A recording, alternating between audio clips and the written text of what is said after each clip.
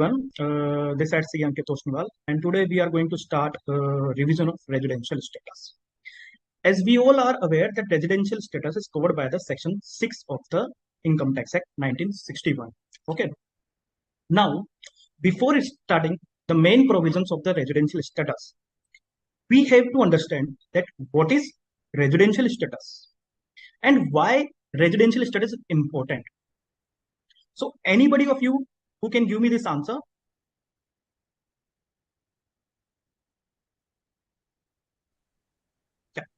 What is residential status? Residential status simply means where you resides, the country in which you resides. It shows your domicile. So residential status simply means, yeah, it is correct. Residential status simply means where is your residence, where you reside, in which country you reside. That is residential status in simple terms. However, we'll check more provisions to uh, to check it that how it is, how it can be, how there can be a possible scenarios in the residential status as well. Now coming towards that, why residential status is important. Residential status is important because the incidence of tax depends on the residential status of a person.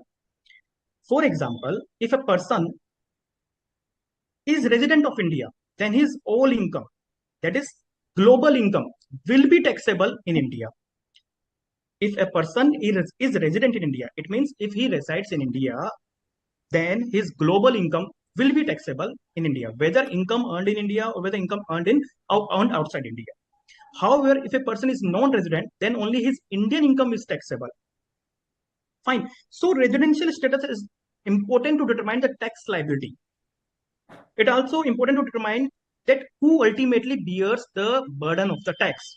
So if we don't know the residential status, we will not able to know that whether a person is liable to pay tax in India or not. Correct? So this is the basic requirement. That's why we calculate residential status. Fine. So residential status is calculated for every person. And person, I think all of you are aware of definition of person. Person includes individual, HUF, company, firm, and firm includes LLP, DUI, association of person, or any artificial judicial person. Fine. So we have to calculate the residential status. Can you please mute? Yeah. We have to calculate residential status for each and every person and for each and every previous year. That is the important thing. Then only we will able to understand whether that person is liable to pay tax in that previous year or not. Fine. So we have to calculate the residential status in each and every previous year and for each and every person. In India, or under the Income Tax Act, residential status is broadly divided into two categories. Okay. That is resident and another is non-resident. So under the Income Tax Act, the residential status of any person is divided into two broad categories. Number one is resident, the second one is non-resident. Fine. However, in the case of individual and HUF, the category of resident is further subdivided into two subcategories. That is resident and ordinary resident, and second thing, resident but not ordinary resident.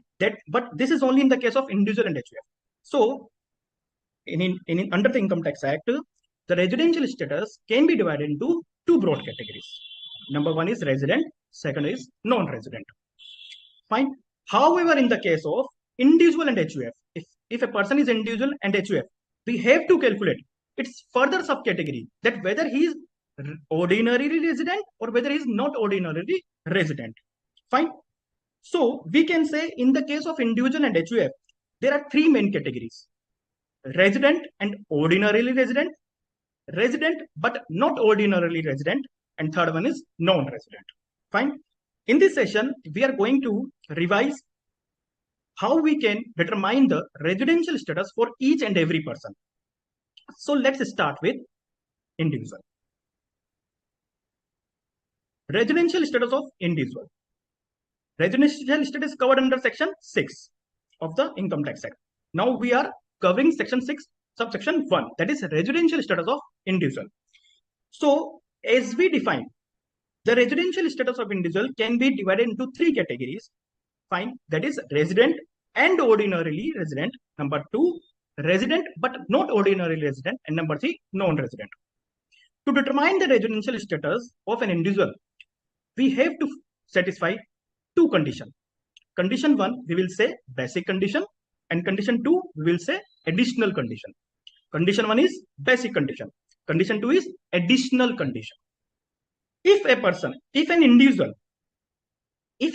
satisfied the basic condition, he will be a resident of India. If a person satisfied the basic condition, he will be resident of India. If a person fails to satisfy the basic condition, we will say he is not a resident of India. Fine. Not a resident of India, यानी कि NR, non-resident. In this session, I will use the word OR for ordinary resident, NR for non-resident, and NOR for not ordinary resident. ठीक है? So, if a person satisfied the basic condition, we will say he is a resident of India. Fine. If he fails to satisfy the basic condition itself, we will say he is NR. However, in the case of individual, we have to determine the subcategory that whether he is ordinary resident or he is not ordinary resident. So we have to check additional condition. So we will check additional condition only when a person satisfied the basic condition. If a person fails to satisfy the basic condition, there is no requirement to check the additional condition. We will directly say that that person is non-resident. But if a person satisfied the basic condition, we will check the additional condition. And if he also satisfied the additional condition, then we will say he is ordinary resident. He is ordinary resident. However, if he satisfied the basic condition, but fails to satisfy the additional condition, we will say he is not ordinary resident. It means he is resident. That's okay. But he is not ordinary resident. So we have to check basic condition and additional condition. We will check additional condition only when he satisfied the basic condition. If a person satisfied the basic condition, he will be the resident of India. Then we have to check its subcategory whether he is ordinary resident or he is not ordinary resident. And if he also satisfied the additional condition, we will say the person is ordinary resident. And if he fails to satisfy the additional condition, then we have to check or not. We have to check or not. If he fails to satisfy the additional condition, we will say is not ordinary resident. So starting with the basic condition, in the basic condition, for an individual, we have two options. Option 1 and option 2. Option 1 simply says, Acha, the residential status of an individual depends of number of days he or she stays in India. So we have to calculate the number of days he or she stays in India. Correct? So in basic condition, we have two options. Option number 1 and option number 2. I write here or. It means we have two options. Correct? Option number 1. In option number 1, if an individual has been in India during the previous year for a total period of 182 days or more, then we will say he has satisfied the basic conditions. What the previous year here means? We will use the word relevant previous year. What is relevant previous year? I think you have covered in the basic chapter. But what is the relevant previous year? The previous year for which you are calculating the residential status, then we will say it relevant previous year. Fine. If you are calculating the residential status for the previous year 2022 and 23, then the 2022-23 is the relevant previous year. Okay. So basic condition, option number 1, if he is in India for at least 182 days, then we will say he is resident of India. Fine. This is option number 1. However, he has another option. So he can go either through option 1 or either through option 2. So he has another option. Option number 2, there are two conditions in the option number 2 and both should be satisfied. In option number 2, there are two conditions and both should be satisfied. First condition is that during the relevant previous year, he should stay at least 60 days. During the relevant previous year, he should stay at least 60 days in India, because we are calculating the residential status of a person in India. So he should stay at least 60 days during the relevant previous year. Plus, he should be in India at least for 365 days during the 4 years preceding the relevant previous year. It means the relevant previous year, the previous year for which you are calculating the residential status of any individual, we have to check 4 years just preceding to that previous year. We have to check 4 previous year just preceding to that previous year. And in those previous year, if that person was in India for at least 365 days, then he will satisfy the option number 2. So in option number 1, in basic condition, there are 2 options. Option number 1, he should stay in India for at least 182 days. Correct? Option number 2, in option number 2, we have 2 conditions. And both conditions should be satisfied. Condition 1, he has been in India for at least 60 days during the previous year. Condition number 2, he has been in India for at least 365 days during the 4 previous year just preceding the relevant previous year. Correct? Are you getting my point? Are you getting my point? Yeah. Okay. Now we will understand the additional condition. So as we हमने जैसे देखा, if a person satisfied the basic condition, then only we will check the additional condition. If a person fails to satisfy the basic condition, we will directly say that he is non-resident in India. So if a person satisfied the basic condition, we have to check the additional condition. And in additional condition, there are 2 conditions and both should be satisfied. Point to be noted. Both conditions should be satisfied. Condition 1 and condition 2. Both should be satisfied. What is condition 1? In additional condition. Condition 1 is that he has to satisfy. Okay, let's go with the language of the law. He has been resident in the India for at least 2 previous year during the 10 previous year immediately preceding the previous year. It means the previous year for which you are calculating the residential status, we will check the 10 previous year just preceding to that previous year. And in those 10 previous year, he should be resident in India. Sir, we are calculating the residential status and you are saying he should be the resident in India. What does it mean? Here we are checking the sub status, that is whether he is NOR or whether he is OR. What is the status of resident? How we can determine the status of resident? Again, basic condition. In simple words, he has to satisfy the basic condition. He has to satisfy the basic condition for at least 2 years during the 10 previous year immediately preceding the relevant previous year. It means the previous year for which you are calculating the residential status, we have to check 10 previous year just preceding to that previous year, and in those 10 previous year, that individual should satisfy the basic condition for at least 2 years. Then we will say additional condition ka number 1 condition he is satisfied. Number 2 condition, he should stay in India for at least 730 days. He should stay in India for at least 730 days during the 7 years immediately preceding the relevant previous year. It means we have to check the 7 previous year just preceding the relevant previous year for which we are calculating the residential status. And that individual should stay for at least 730 days during those 7 years. If he is satisfied both the additional condition, then he will become ordinarily resident. Ordinarily resident. If he fails to satisfy any one of the additional condition, he will be not ordinarily resident. Not ordinary resident.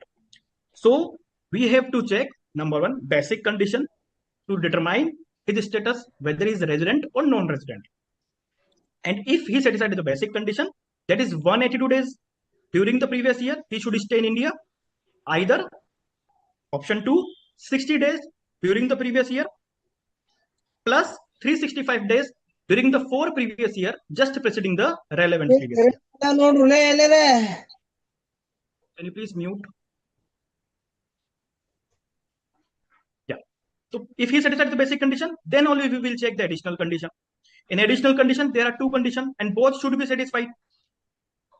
To be a person to be a ordinarily resident. That is, he should stay in India for 730 days during the 7 previous year, just preceding the relevant previous year. Plus, he should satisfy the basic condition for at least 2 previous year out of 10 previous year, just preceding the relevant previous year. Correct? Are you getting my point? Are you getting my point? Yes, sir. Yeah. Shall we move forward? Okay. So, we have understand the residential status of individual, but there are some exceptions also. It is not that easy. What is the exception? Exception says that the option number 2, basic condition में हमने जो option पढ़ा था, there are 2 option in basic condition. Option number 1, 182 days. Option number 2, 60 days plus 365 days. Are you getting my point? That option become irrelevant, or we can say that option is not available to the following categories. What is the exception? This exception is the exception of the basic condition. And basic condition का भी option number 2 का exception. In basic condition, there are 2 options. Number 1 is he has to stay in India for at least 182 days. Number 2, there are 2 conditions in the option number 2. 60 days during the relevant previous year plus 365 days during the 4 years just preceding the relevant previous year. So this exception says that the option number 2, that is 60 days and 365 days, is not available or is irrelevant for the following person. Number 1, if an individual is an Indian citizen who leaves India during the previous year for the purpose of employment. If a person is Indian citizen, here person means individual, because we are calculating the residential status of individual. If an individual is a citizen of India and he leaves India during the previous year for the purpose of employment. Employment means either for the purpose of business or profession outside India, or either for the purpose of job outside India. If he leaves India during the relevant previous year, then option number 2 is not available for him. He has to satisfy only option number 1, then only he will be resident in India. Even if he satisfied the option number 2, we will not say that he is resident in India until unless he satisfied the option number 1. And option number 1 is he should stay at least 182 days during the relevant previous year. So if he is an Indian citizen who leaves India for the purpose of employment, whether business or profession or whether for the purpose of job, then option number 2 is not available. Option number 2 is not available. Okay. Second category. Again, if an individual is an Indian citizen who leaves India during the previous year as a member of a crew of Indian ship, point to be noted here, Indian ship. If a person leaves India during the relevant previous year as a member of the crew of an Indian ship, then again this option is not available. Option number 2. And last, if a person is Indian citizen or of an Indian origin, there are 2 points here. Either he is Indian citizen or either is Indian origin or both. If a person is Indian citizen or a person of Indian origin. Achha, anybody can please give me the answer. What do you mean by person of Indian origin? Yeah, just write on the chat. What do you mean by the person of Indian origin? A person who has been, whose parents or grandparents were born in undivided India. What do you mean by grandparents here? Only paternal or only maternal? No, sir, both of them. Both of them, correct. Indian origin means if a person or his parents or his grandparents, his or her, born in undivided India. But grandparents include both paternal and maternal. Then we will say that person is of Indian origin. Bharat मूल का है, हिंदी में बोलते हैं भारत मूल. The person is of Indian origin. Correct? So third exception is that if a person is Indian citizen or a person of Indian origin, correct, who being outside India, मतलब कि वो इंडिया के बाहर है, comes on a visit in India.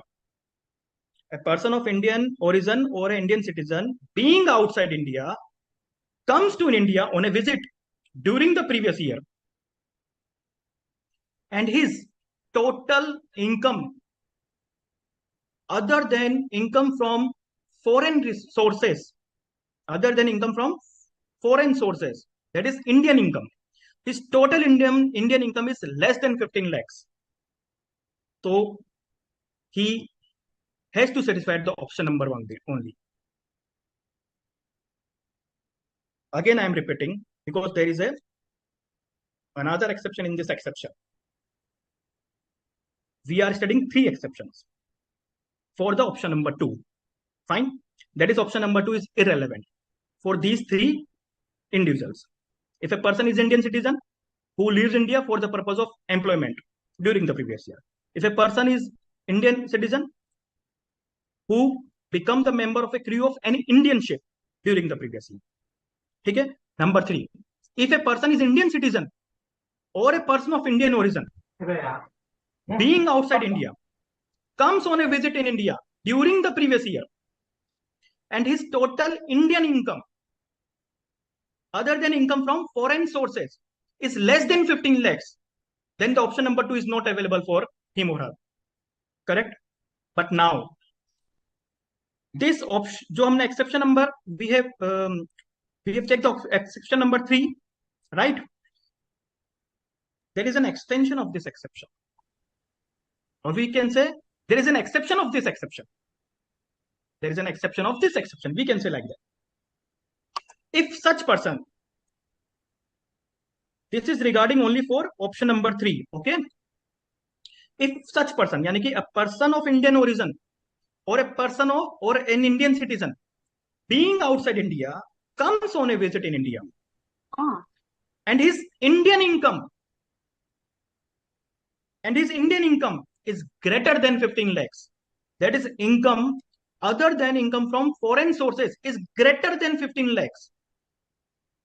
Then in option number 2, there is a condition of 60 days that he has to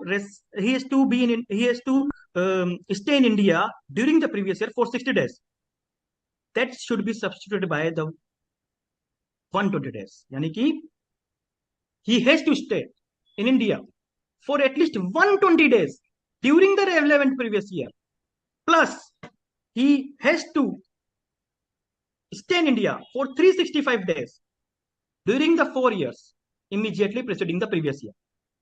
It means there is a change in the condition. Option number 2 is available for him if his total income, Indian income, is greater than 15 lakhs. Then option number 2 is available for him, but with some changes. And changes are like 60 days की जगह we will use 120 days. Okay, and the second condition remains same. Again, there are two conditions here.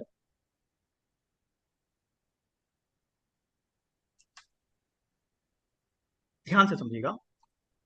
If an person of Indian origin or an Indian citizen who being outside India visits in India during the previous year and his Indian income is greater than 15 lakhs, then option number 2 is available for him, but with change in the condition that he has to stay in India for 120 days during the relevant previous year.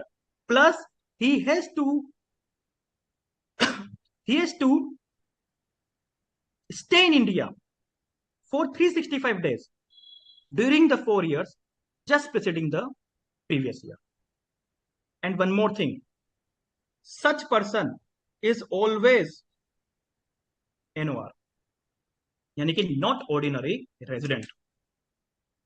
We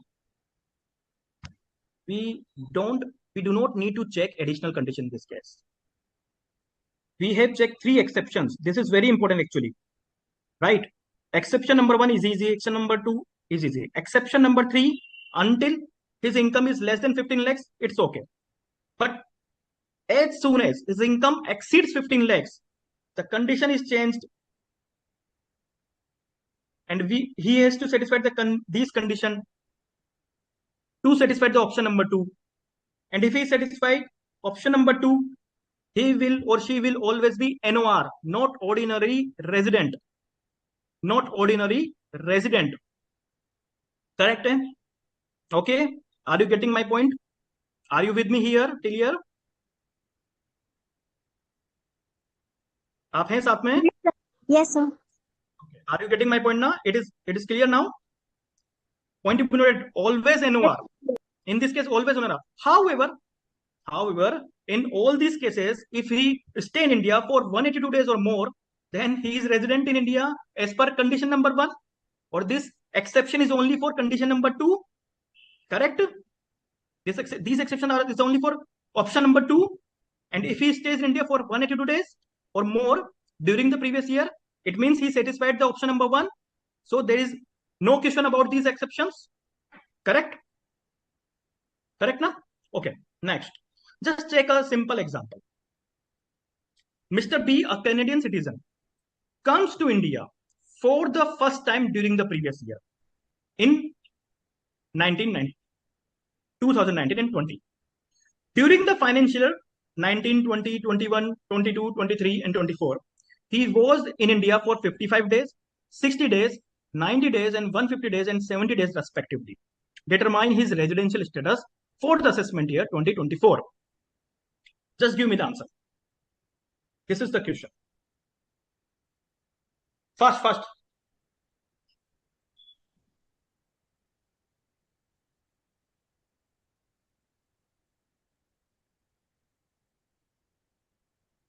How will you check?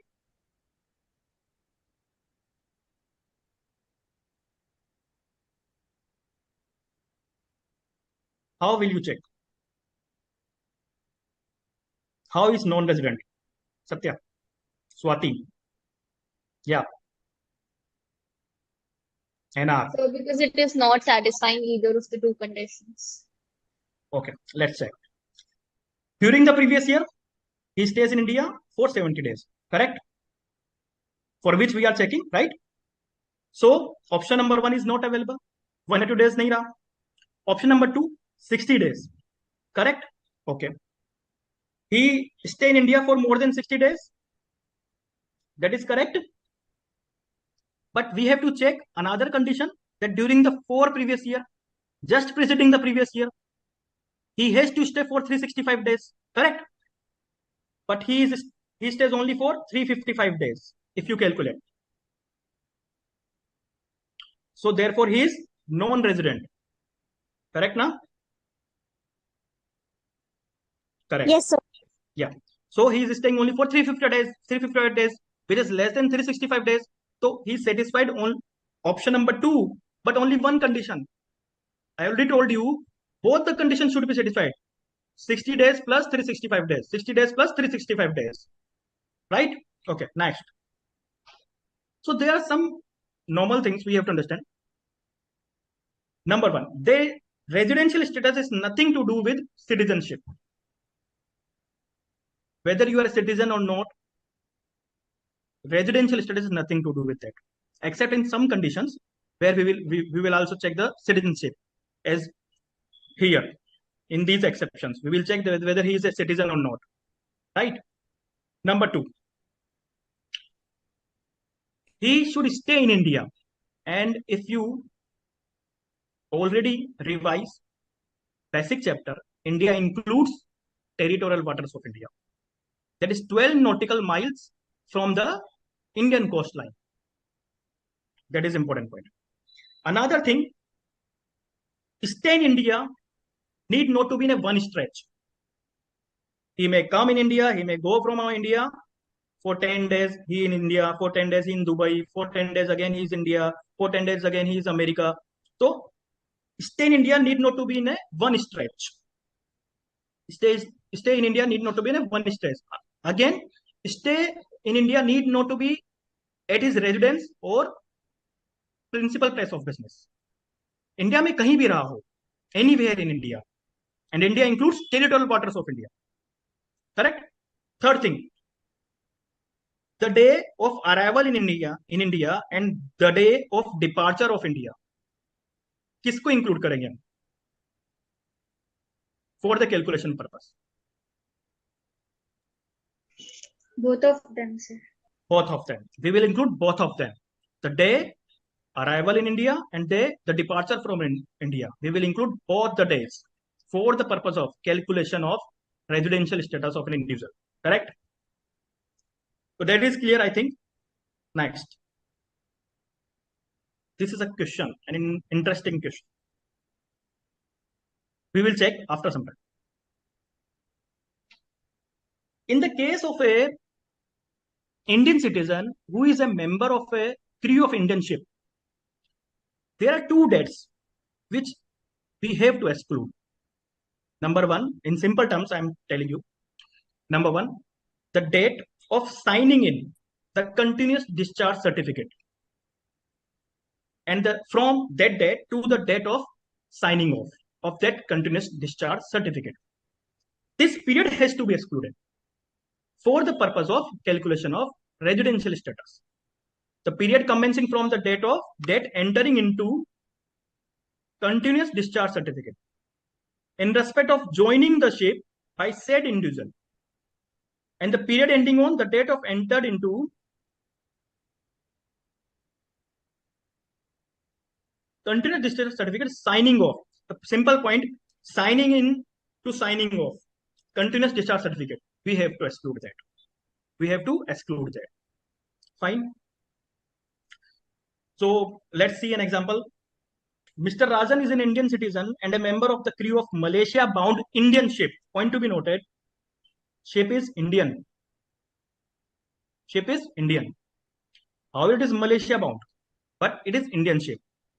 And he is Indian citizen. Condition satisfied. Citizen of India. Crew of a member of a ship. Exception wala. It is satisfied, right? Option number 2 is not available. Correct? Yes, sir. Am I right or am I right? Am I right or am I right? Option number 2 is not available because he is an Indian citizen becoming a member of a crew of a member of a ship, crew member of a ship of an Indian ship, right? So इसमें we have given this question has given some details. The important point is the date of entering for joining the ship is 10th July and date of signing off is 15th July. So for the calculation purpose, this period has to be excluded. Outside. Correct? So just give me the answer whether he is resident or not.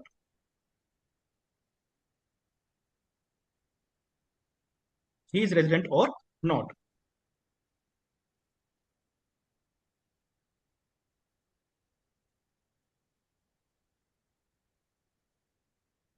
I am getting fast.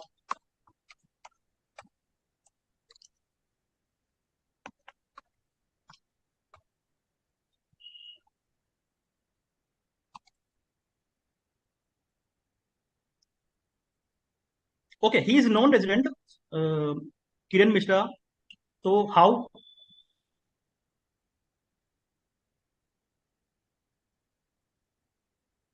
How?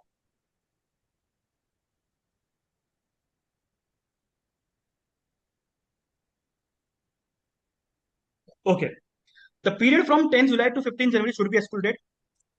The period from 10th July to 15th January should be excluded. This period amounts to 159 days. If you calculate, this period amounts to 159 days.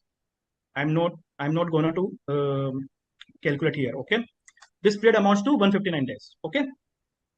And he has to stay in India for 182 days to be a resident because only option number 1 is available. So out of 365 days, if we exclude this period, sorry, this is not 159, this is 190, I guess. Okay, so Bluetooth device off. hello. Yeah. So if we exclude this period is less than 182 days. This period is less than 182 days. So he is non-resident. Are you getting my point? Is that okay? Yes, sir. Because the period which is required to be excluded, and when we exclude that period from 365 days, that amounts to less than 182 days. Therefore, he fails to satisfy the basic condition option number 1. So he is non-resident. He is non-resident. Now, important section, which makes many students confused. Deemed resident. Section 6, 1A. The basic condition to satisfy that a person is deemed resident, there are 3 basic main conditions. Number 1, he should be Indian citizen. He should be Indian citizen. I am not using the word person of Indian origin here. I am using the word only Indian citizen. However, in the exception, I use both words.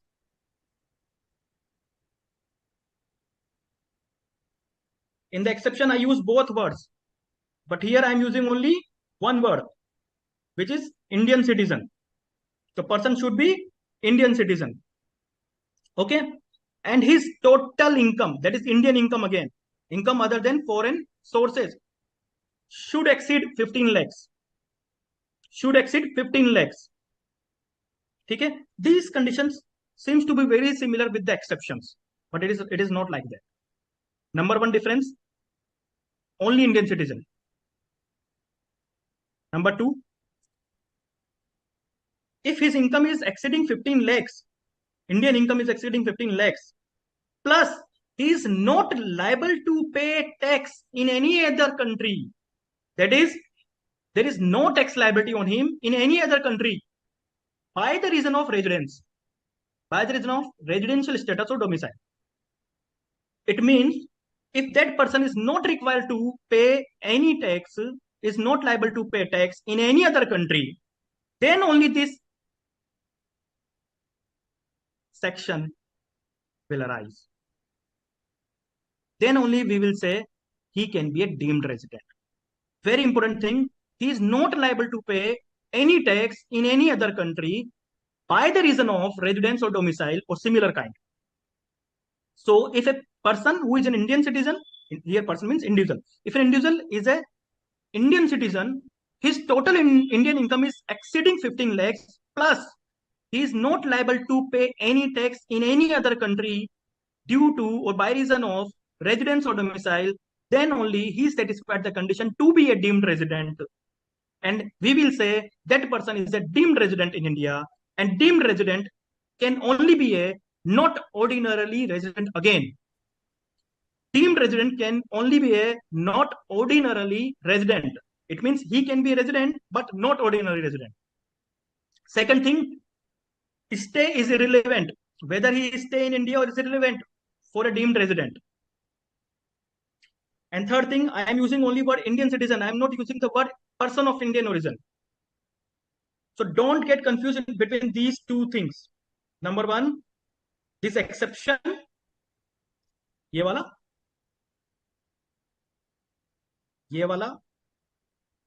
इसमें, and deemed resident.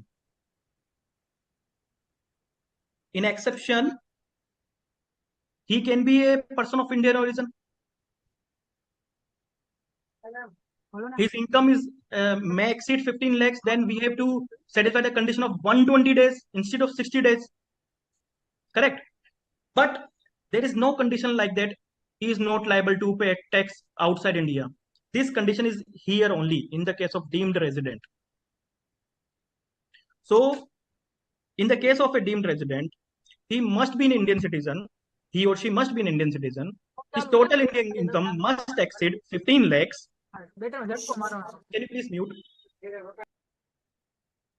must exceed 15 lakhs and he is not liable to pay tax in any other country by reason of residence or domicile, then only we will say that person is deemed resident. And when a person is deemed resident, he or she is always not ordinary resident. Not ordinary resident. NR ne Mustafa, known NR. NOR.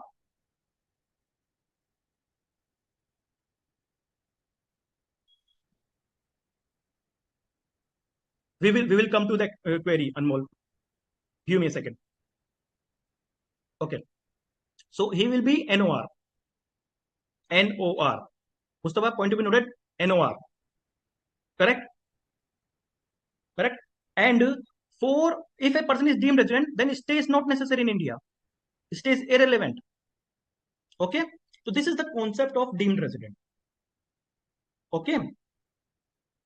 Now we will see some cases and you will give me the answer. Okay? Sir, if in case of deemed resident, Yeah. hello? Yeah, please tell Sir, me. in case of deemed resident, if total income does not exceed 50 lakh, then what The will question does not arise to be a deemed resident because he fails to satisfy all the three conditions should be satisfied. ये जो तीन condition है ना, these all should be satisfied to be a deemed resident. Okay, There is an end between these conditions. Okay, sir. All these three conditions should be satisfied. Then only we will say that he is a deemed resident. Okay. Now, Okay, sir. Thank just you. in some cases, you will get more clarity. In the topmost column or row, there are 4 persons, A, B, C, and D. And there are some cases, right? All the cases said that they comes to visit in India during the previous year. It means what? Visit in India during the previous year. It means what?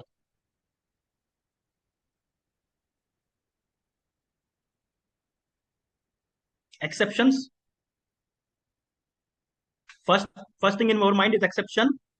If a person being outside India comes to a visit in India, right? So in all the cases, there is a chance of an exception, correct?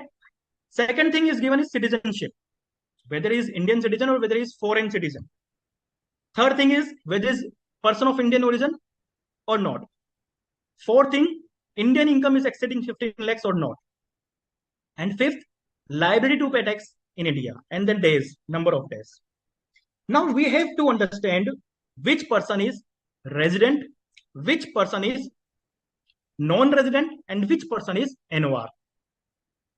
Let's start with case A. Just quickly give me the answer. Just try.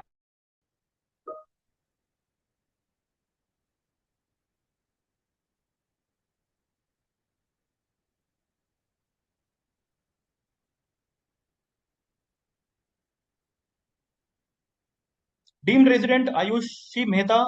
Who is deemed resident? Person A. Yes, sir. Person A. I forget to mention A. Deemed resident. Okay.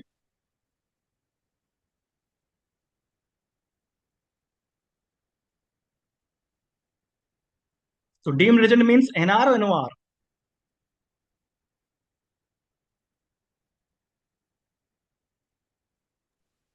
Satya is saying NR.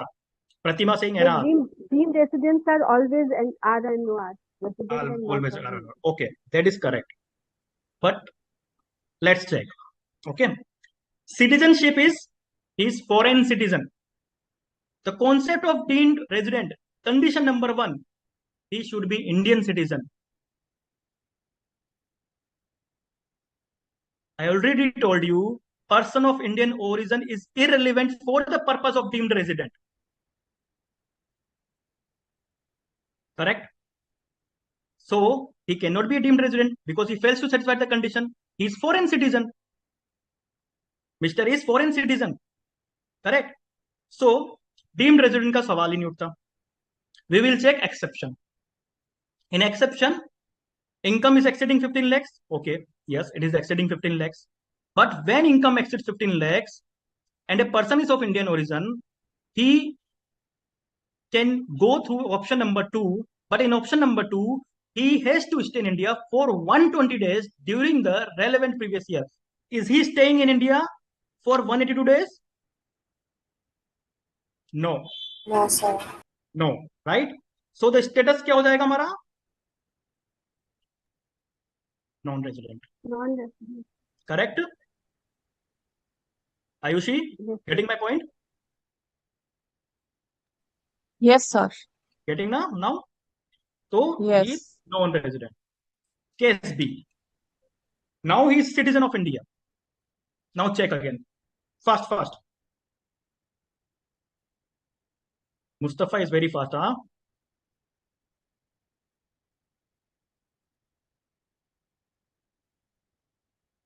Case B. Yeah. Give me the answer directly.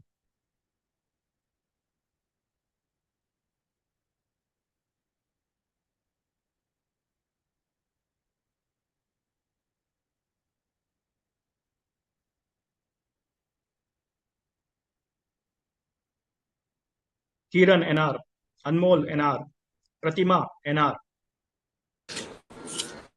B is also NR. Shukla ji. Yeah.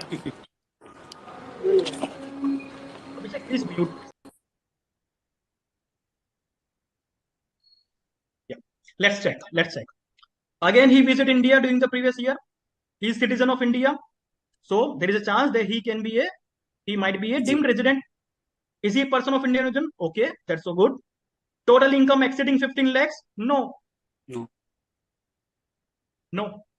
Then the person of deemed resident does not arise. Exception 3 applicable. Exception 3 applicable, option number 2. Again, and if exception 3 is applicable and income does not exceed 15 lakhs, then he has to satisfy condition 1 only, option number 1 only. Is he residing 182 days in India? No, sir. No. Then again, NR. Again, NR. Are you getting my point, all of you? Are you getting my point? Yes, sir. Yes, sir. Because his income does not exceed 15 lakhs. So there is no question of exception का exception जो हमने अभी देखा था. Right? There is no question of exception का exception that we will check 120 days. Even if we will check 120 days, he stays in India for 30 days only. So NR. And the question of deemed resident does not arise because income does not exceed, Indian income does not exceed 15 lakhs. Case C. He visits in India. Okay. Citizenship Indian. Okay. Is he a person of Indian origin? Yes. Income exceeding? Yes. Income is exceeding. Liability to pay taxes in foreign country? No. क्या deemed resident की condition satisfied हो रही है सारी? Are the conditions of the deemed resident are satisfying? Yes, sir. Yes. He is Indian citizen. Number 2, income exceeding 15 lakhs, Indian income.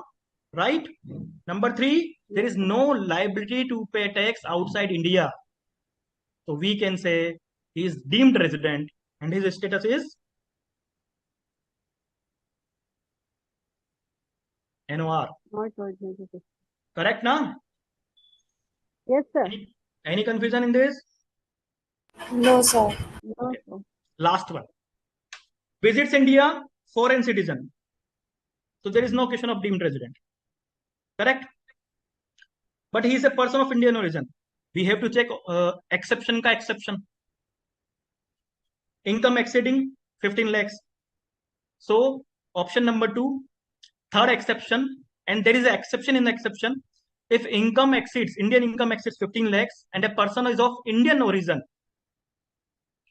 then the condition of 60 days is substituted by 120 days. Is he stays in India during the previous year for more than 120 days? Yes. Now we have to check the 4 preceding previous year. Yes, 365 days are. So he is satisfying the exceptions ka exception. Correct? Yes, sir. He is satisfying the exception का exception that Yes, if sir. a person of Indian origin visits in India, who being outside India comes on a visit in India. Yeah, Abhishek, please tell me. Resident, sir. Sir, I have a doubt regarding deemed resident. Yeah, please. How the Indian government knows that the individual not paying tax in any other country? It will be mentioned in your questions. और generally हमें पता लग जाता है वो, अगर आप और डिटेल में देखोगे तो पता लग जाता है. Generally for the purpose of examination it will be mention in the Sir, in Question practical life. In practical life you can check many things. And generally हम अगर किसी से अगर हम इंडियन में चेक करते हैं एंड वो पर्सन ऑफ इंडियन ओरिजिन है और सिटीजन है, he has to file that yes I am paying their tax or not. For example, So if a person what? for example if a person is in Dubai, is he liable to pay tax in Dubai? Yes. There is no taxation in Dubai right now. Okay. Yes. Sorry, sir. In Muscat, No idea, sir. in Muscat. So we can check that thing also na. So right now where he is residing, is there is a taxation policy in that country or not? Okay, sir. Okay. And sir, what about authentication of that document? What is filing that individual? Authentication of that, Yeah. that he files that he is residing in there or what, like that's Yes, you sir. asking, right? That he is claiming that he is paying tax in that particular country. But of course What there is but of course there Yes. should be something pen in other country also, Yes, sir. or something like taxation ID in other country also. For the time being I can say you that अभी ऐसा समझ सकते हो कि उसका कहीं ना कहीं कोई ना कोई पेन होगा, कोई ना कोई ट्रांजेक्शन आईडी होगा या टैक्सेशन आईडी होगा. तो अगर if he files that also we can fetch the information easily. We are internet, we are in the era Yes, of sir. internet, we can fetch any information. Just Sir, like we if just like we have Aadhaar card, other countries may also have some identity cards also, and that So is also if linked to the taxation in that India country. has not good relation with that country, and Yeah. the particular country is not sharing data with Indian government, in that case, Generally there is always a DTAA, double taxation avoidance agreement, that you will see in the CA final. Okay, there is a chapter known as DTAA, section 90, 91, 91A. Okay, in that these type of topics, that whether we have a good relationship or not, whether we have a relationship or not, why, if there is a double taxation or not, so that will be dealt in that chapter in CA final. okay, sir. Okay. Thank you. Just for the time being, you can understand there is a agreement almost in between all countries. If there is no agreement, there is some other provision in the Income Tax Act for that purpose. Okay, and if there is an agreement between two countries on the same income, there is no double taxation. It is not possible generally that you are paying the taxation in India on the same income also, and you are paying the taxation on America on the same income also. But that will be covered in the CA final in the double taxation avoidance agreement, that chapter. Okay, sir. ठीक है, foreign taxation वाला chapter, section 90. For the time being, section 90 I can refer. Okay. Now in the third case, in the last case, he is satisfying that he stays in India for 365 days during the 4 preceding financial year, and he also stays for more than 120 days during the previous year, and he is a person of Indian origin, and his Indian income exceeding 15 lakhs. So he is covering through exception ka exception, and so we can say he is not ordinary resident. Are these cases are clear? Yes, sir. Sir ये resident नहीं होगा Everybody? Sir ये resident नहीं होगा नहीं, resident तो है ना, he is resident but not ordinary resident. I told you, because he is visiting India yes, in that case, no, not only this. That's again. Here, if he visited India and he satisfies these conditions, he is resident, but always not ordinary resident. So deemed resident and this person and deemed resident, this person and deemed resident are always not ordinary resident. Yes, sir. Okay.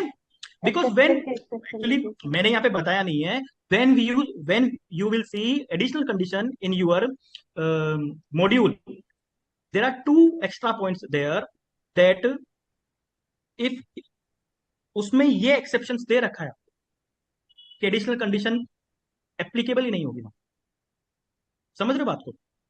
So in these two cases always NOR. Okay, so this is all about residential status of individual. Can we move forward? Can we move forward? Yes, sir. अरे reply तो करो. Can we move forward? Yes, sir. Okay, Yes, sir. Yes, sir.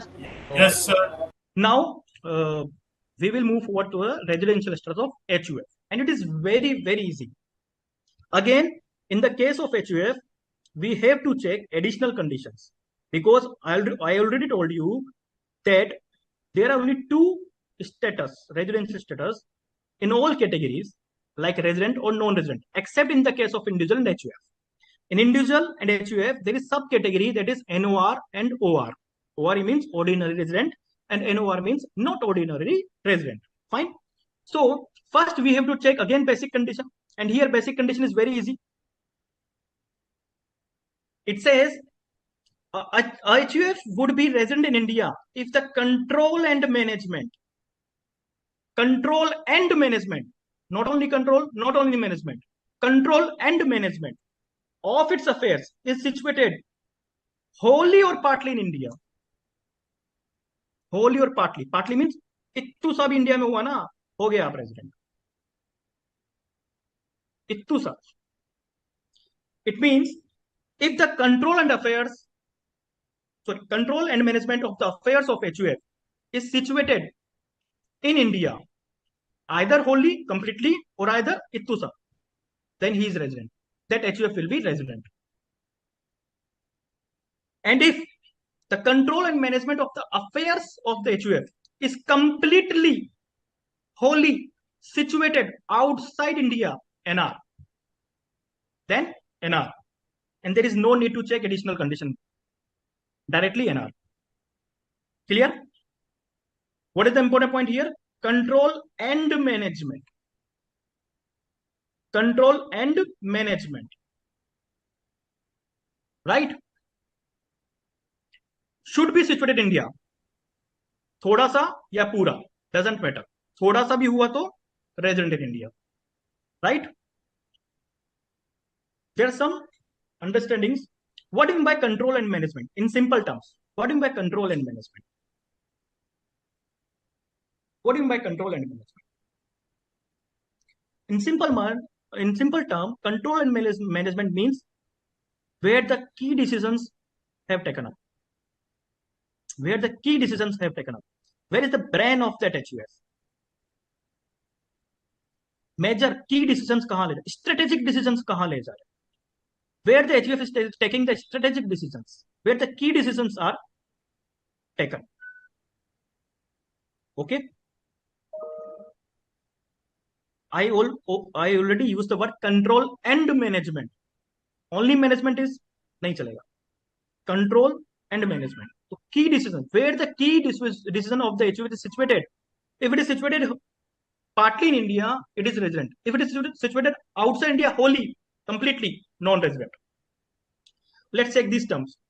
The expression control and management referred to under section 6 refers to the central control and management not carrying on day-to-day business by servants.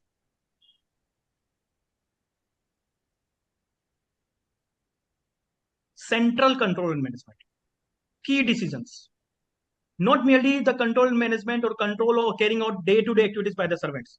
It might possible that control and management is completely situated outside India, and in India only servants are carrying the day-to-day operations.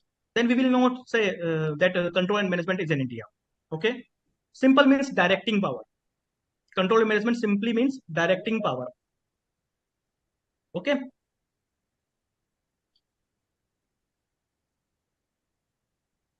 Control and management de facto means control and management. We cannot transfer the right to control and management. There is a difference. बाकी ठीक है। Sir ये नहीं समझ में आया। हाँ, तो इसको ऐसे समझते हैं, correct. Control and management de facto control and management and not merely having the right to control and management. I am a person who has the control and management. ठीक है, I am transferring my right to the agent. Now you control and manage them. That is not a control and management because central control and management is with me. Central control and management is with me. I am just transferring the right. Okay. Okay, now got There it. should be actual control and management. There should be capacity to take the control and management. He should be in the capacity. I can exercise that right to anyone. It might possible. समझ में आ गया sir. ठीक है, उसका control and management होना चाहिए आपके पास। आप ऐसा नहीं कह सकते कि I have transferring my right to that servant and he is controlling and management, he has a right. No, control is management, we will not say that control and management is in India through the servants. Central control and management should be there. Okay, now we will check whether he is ordinary resident or not ordinary resident. If a HUF satisfied the basic condition, it means if a partly or wholly control and management is situated in India, then he is resident. Now we have to check additional condition that whether that HUF is ordinary resident or not ordinary resident. Again, the additional conditions are same as it is, which we already check. Where in the case of individual, what are the conditions in the case of individual? Additional conditions, just tell me what are the additional conditions in the case of individual? There are two conditions, right? Yes. Yeah, just tell me. He should be Resident in India. Yeah, he should be resident in India for at least 2 previous years, just At preceding least the 2 previous years. for 2 previous year, during the 10 previous year, just preceding the relevant previous year, plus he should stay in India for at least 730 days during the same previous year, just preceding the relevant previous year. वहां से copy कीजिए, paste कीजिए, कर्ता पे लगा दीजिए. Just copy those two conditions, paste here. Only the karta has to satisfy these conditions. Okay, if HUF is resident in India, then we have to check additional conditions, and additional condition will apply on karta. It means karta has to be resident for at least 2 previous year during the 10 previous year, just preceding the relevant previous year, plus karta has to stay in India for at least 730 days during the 7 previous year, just preceding the relevant previous year. If he satisfied both the condition, if he karta satisfied both the conditions, then we will say the HUF is ordinarily resident. If he fails to satisfy the additional condition, we will say HUF is not ordinarily resident. As simple as that. It is clear? It is clear? Yes, sir. If I will get the feedback now, it will be more helpful. Sir, if karta not satisfied basic conditions, doesn't matter. If karta does not satisfy basic condition, then the karta will not be able to be resident. Okay. We are checking additional condition for the karta, but not the basic condition. I am giving you the example. Sir, If there is a HUF, by any chance, the control and management is in India, the HUF is resident. Okay? Now Mr. X is cut off that HUF. Okay? By any chance, he fails to satisfy the basic condition. By any chance. But he satisfies the additional condition. Then he himself is non-resident, but the HUF is resident, ordinary resident. However, there is a more or less no probability that it might be possible, but there is a chance. Are you getting my point? Okay, sir. Okay. Sir, okay. Yeah. Sir, you are the person supposed to be control and management. Pardon, I am not able to hear you. You are not audible. Am I audible, sir? Yeah, you are audible. Yeah, please tell me again. Sir, I was asking that what are the people or who are the persons who can be called as a control and management? Control and management can be called generally HUF control and management through members, through Karta. Who is taking the decision in the case of the HUF? Generally, Karta or member. Correct? Sir, if Karta is residing in India, but Yeah. the people who are managing or controlling the HUF are residing in, let's say, outside India. So will it be Okay. called as resident or non-resident? Generally, Karta generally took the major decisions in the case of the HUF. However, we have to check who are the major persons who are taking decisions. It will be always clearly mentioned in the question that the central control management is in the hands of the members and members are residing outside India. If the central control and management is in the hands of the member, generally it is not possible. It is not possible generally. But if it is possible, then the central control management is outside India, then we will say it is non-resident.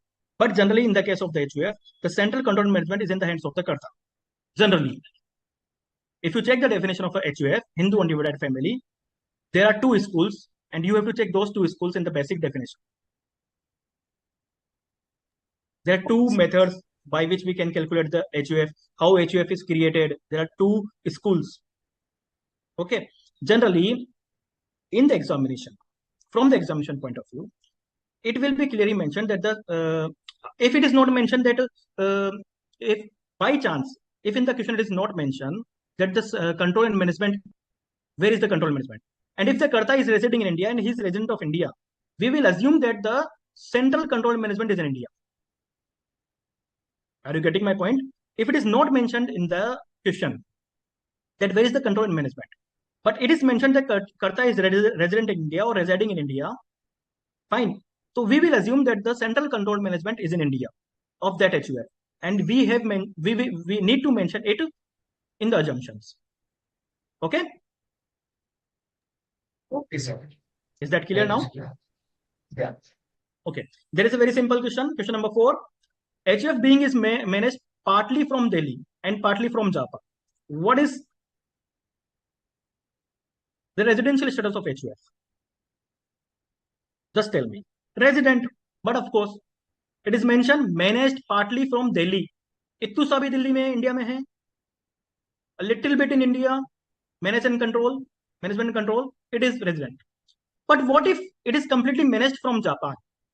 If it is completely managed from Japan, then it means the control and management is situated outside India completely, and the HUF will be non-resident. HUF will be non-resident. Okay. So this is all about the residential status of individual and HUF. Now we will move further. Residential status of HUF is computed. Now, except for individual HUF, for any other person like AOP, BOI, local authorities, artificial judicial person, and company, there are only two residential status, whether resident or whether non-resident. Okay. Now we are talking about residential status of firm, and firm includes LLP, BOI, AOP, local authorities, and artificial judiciary person. Anybody please can be, what is the difference between AOP and BOI?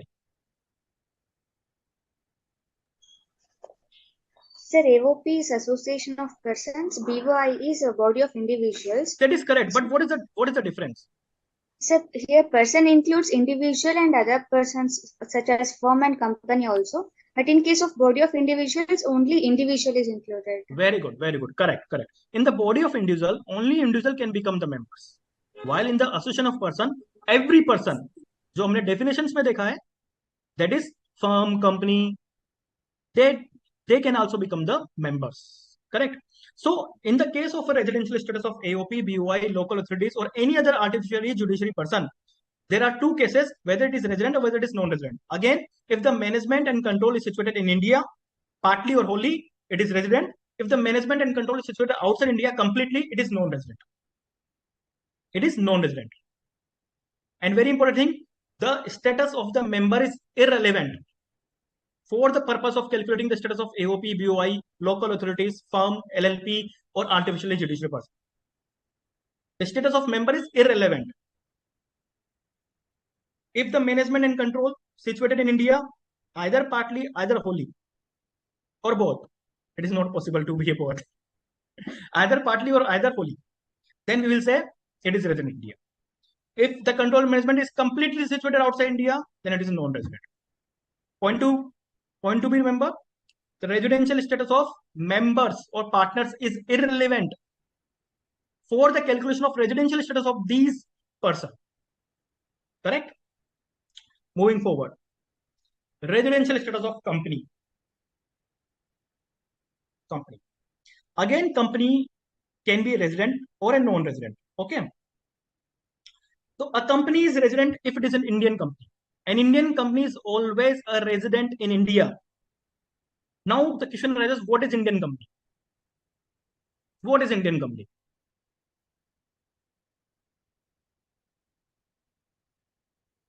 What is Indian company? Incorporated under Companies Act. Which Companies Act? 2013 or previous company law. Pardon? Or previous company law. Yes, correct.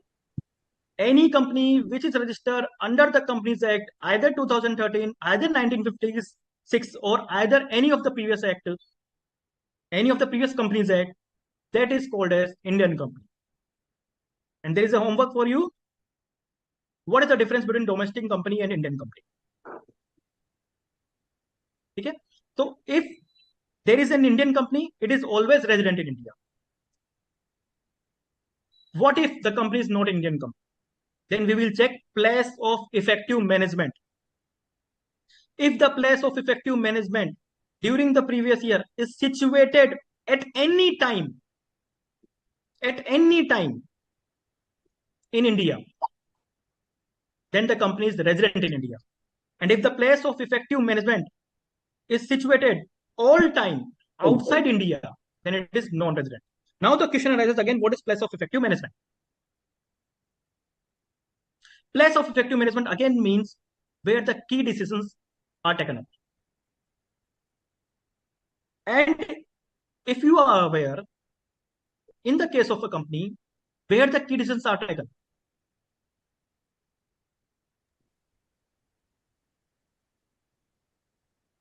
where the commercials and key decisions are taken in the case of the company.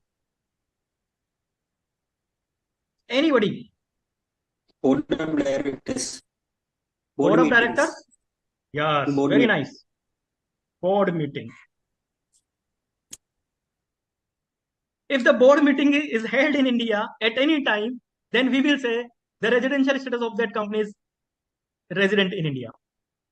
Why board meeting? Because if you know, the directors are also known as the brain of the company. Directors are known as the brain of the company. I'm not talking about the shareholders meeting. There are many meetings which are held in the company.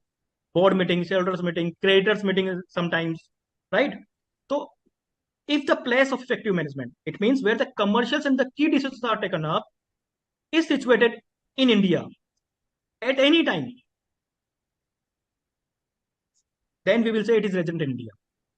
For example, if there are 4 board meetings held in the previous year 2023, the 3 meetings are held outside India, but only 1 meeting is held in India. What you will say? It is resident in India or not?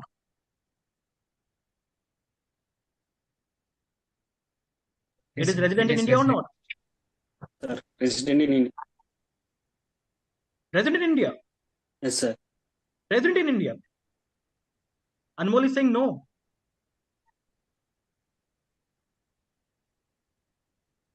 Anmol is saying no. Anmol, I am using any time. A word any time. It means if a single board meeting is held in India, it means place of effective management is in India. Place of effective management is in India.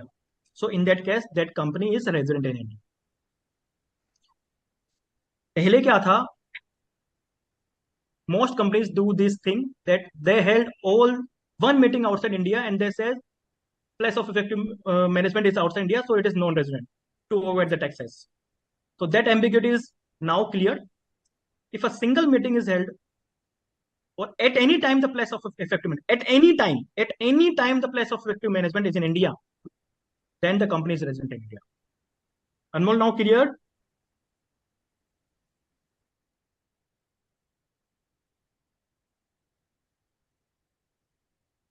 Anmol?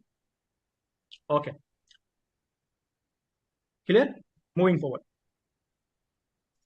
Now, this is all about section 6, the residential status. In brief, residential status of individual and HUF, company AOP-BY. AOP-BY can be resident or non-resident only if the management and control of affairs of that is in India, then partly or wholly resident, otherwise non-resident. Company, place of effective management is in India, partly at any time, then resident in India. Either an Indian company, resident in India. In the case of individual, there are two conditions that has to be satisfied, basic or additional. Basic condition, there are two options. Option number 1, 182 days. Option number 2, 60 days plus 365 days. But there are exceptions of the option number 2. Indian citizen leaving India for the employment. Indian citizen becoming the crew member of Indian ship. And Indian citizen or a person of Indian origin comes on a visit in India. And his income is less than 15 lakhs. Indian income is. Then covered by the exception. However, if his Indian income is exceeding 15 lakhs, then condition of 60 days is substituted by 120 days. However, he has to satisfy the 365 days condition as well. That is clear. Now, in the case of a crew member of a ship, if a person become a crew of a member of a ship, then the period of stay of continuous discharge certificate signing in to the signing off has to be excluded. Deemed resident. If a person is Indian citizen, income exceeding 15 lakhs, Indian income, and he is not liable to pay tax outside India by the reason of residence or domicile, then condition satisfied. All the conditions should be satisfied. Deemed resident. In the case of a deemed resident, there is no requirement to stay in India. Correct? This is the whole chapter till now. In the very first page, starting when we start this session, I told you why there is a requirement of residential status, why residential status is important. And most of you have given the answer to determine the incidence of tax. Incidence of tax means whether that person is liable to pay tax in India or not. That is incidence of tax. That is also known as scope of total income. Now we will check the scope of total income. That is section number 5. Okay, and it is very easy. There are 3 columns: ordinary resident, not ordinary resident, and non-resident. And there are 3 measure points. Fine. Section 5 says that if the income is received in India or deemed to receive in India, if the income received in India or deemed to received in India, it is taxable in all the cases, whether he is resident, whether he is non-resident, whether he is ordinary resident. It is taxable in all the cases. If the income is received in India or deemed to received in India, what do you mean by deemed? What do you mean by term deemed?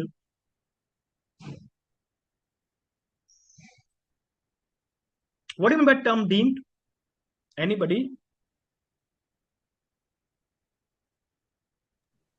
Sir माना जाएगा. माना जाएगा. Very nice. There is a deeming fiction. It is not in actually, but we will assume that it is received in India. And we will check those cases as well. It will consider to be received in India. Correct? So that is deeming fiction. So if the income is received in India or deemed to received in India, it is taxable in all the cases. Second thing, if the income arising in India or accruing in India, or deemed to arise or deemed to accrue in India, it is taxable in all the cases. It is taxable in all the cases. What do you mean by accruing? When the income accrues, what do you mean by arising?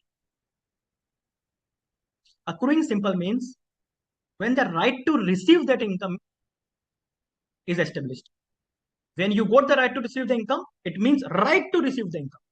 You are not actually received the income. You got the right to receive the income. It means accrual of that income. For example, if you are a salary person and you are rendering the services for a company, but company pays the salary at the end of the month. So you receive the income at the end of the month, but it accrues throughout the month, because as you completed your work, you got the right to receive the income. As you completed your work, you got the right to receive the income. So it is accruing throughout the month. However, there is a due date which says the income will be credited in the account at the end of the month. Correct? So right to receive income means accrual of income. So if income accrues or rise in India, or deemed to accrue or rise in India, we will say it will be taxable in all the cases. Last one. Income does not receive in India, does not arise in India. Neither it is deemed to arise in India or deemed to receive in India.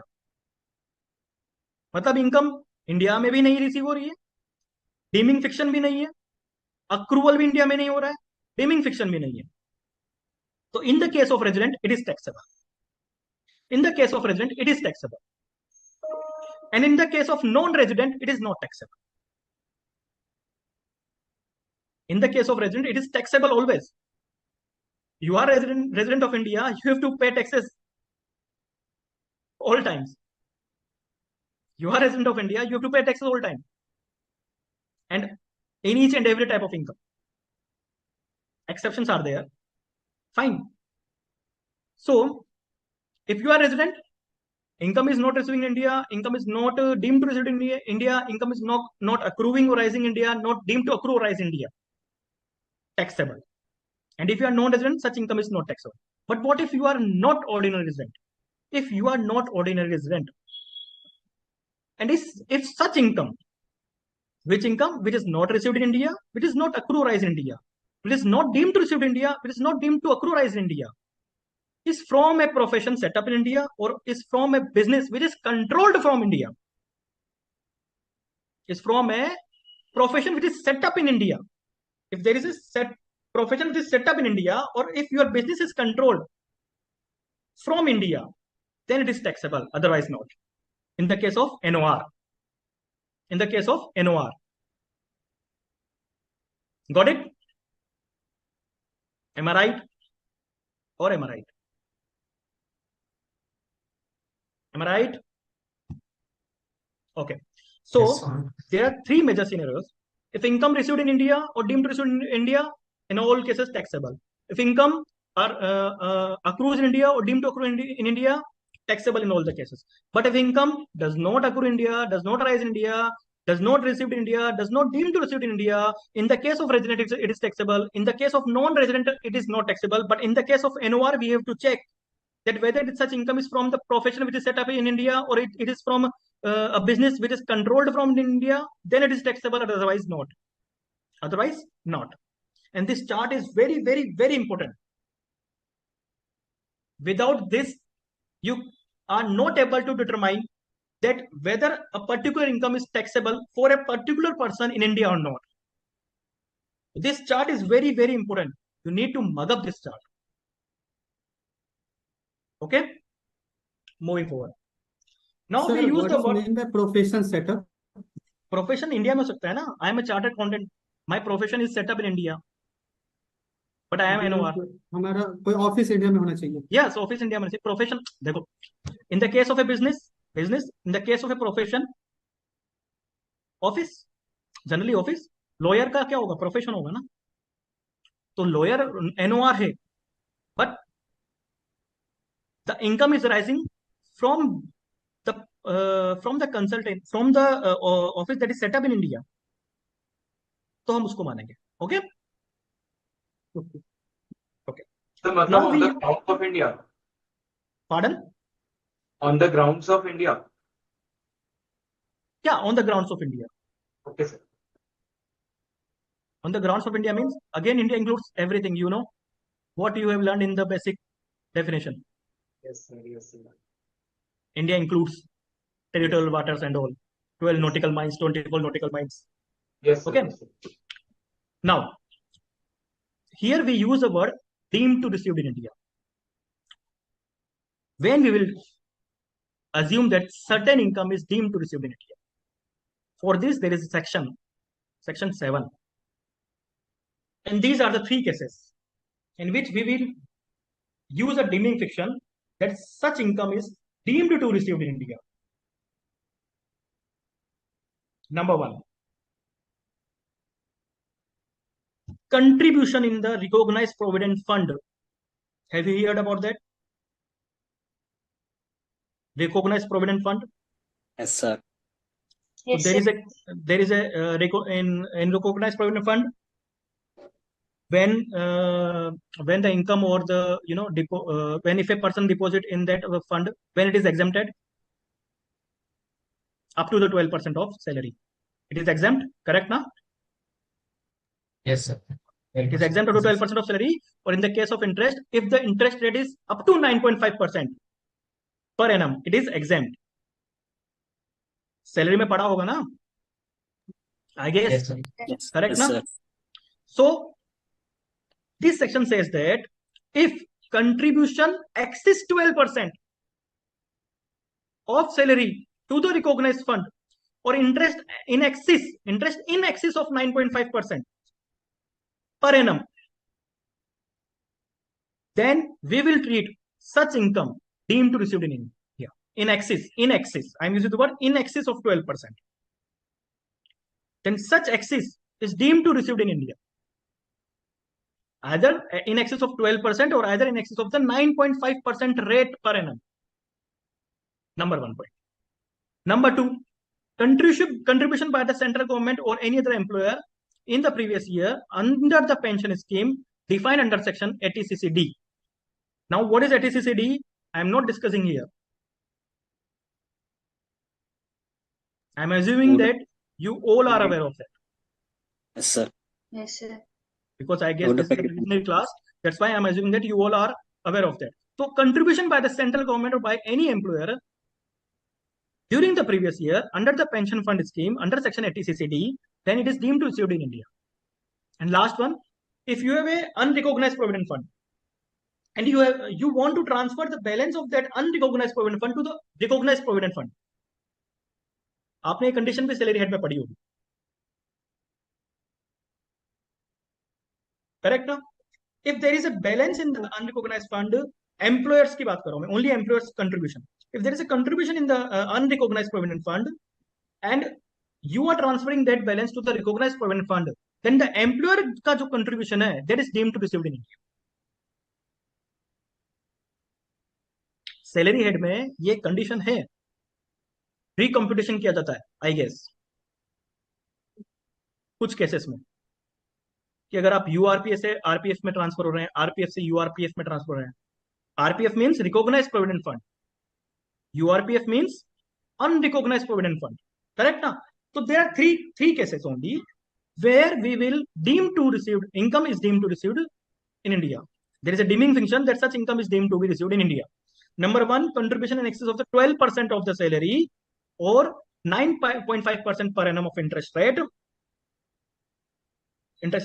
Then such excess will be deemed to received in India. Second thing, contribution by the central government or the employer to the pension fund scheme under section 80CCD. And third, transfer of the balance from URPF to RPF and the employer contribution. Correct? Is that correct? Yes, sir. Can Right, I sir. move forward? Can I move forward? Yes, sir. अच्छा, एक चीज और पूछनी थी. या what is receipt? Received का मतलब क्या है? Sir, actual First and conclusive receipt. For example, if Mr. X, he received salary in India and hand to hand he remit that salary to America. What do you think? Where is the salary actually received? Yes, sir. India. Yes. First and conclusive. First, In India. after that, what he will do doesn't In matter. India. First, we will check first and conclusive. Okay. Okay. Now, moving forward, deemed to accrue or arise in India.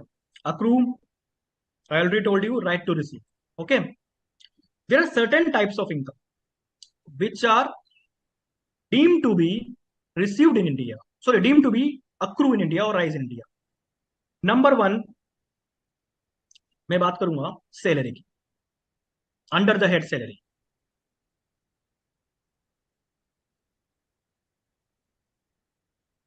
Under the head salary. Salary earned. Where is the salary accrue? Anybody can tell me, if you are working for any company and you are getting a salary, where the salary is deemed to be accrue or arise? End of the month. End of the month it is received. Yes. That is the due Sir, date. it accrues throughout the month. It accrues throughout the month. But where? Where I have worked. Where the company Suppose, is situated suppose, and suppose, where the person suppose. is working. Yeah. Sir, where the service is rendered. Very nice. Where the service is rendered, where you are giving the services to Where the the person company. is working. Where is the person is working, but it is not as much clear. We will use the word where the services are rendered. If you are rendering the services in India, it is deemed to received in India. Yes. If you are rendering the services in India, it is deemed to received in India. Where you are rendering the services, where you are giving your services. So in the case of the salary, under salary head, the salary is deemed to be accrue or arise where you are rendering the services. If you are rendering the services in India, the salary is deemed to accrue rise in India. Salary is deemed to accrue rise in India. Yes. Are you getting my point now? Yes, sir. Okay, fine. Yes, sir. Second thing, there is an interesting case. There is an interesting case. There is a person who is working for the government of India. Mr. X. Fine. But he is Indian citizen. Working for the government of India. Okay. But he is working outside India. Okay. Say in America. He is also rendering the services in America.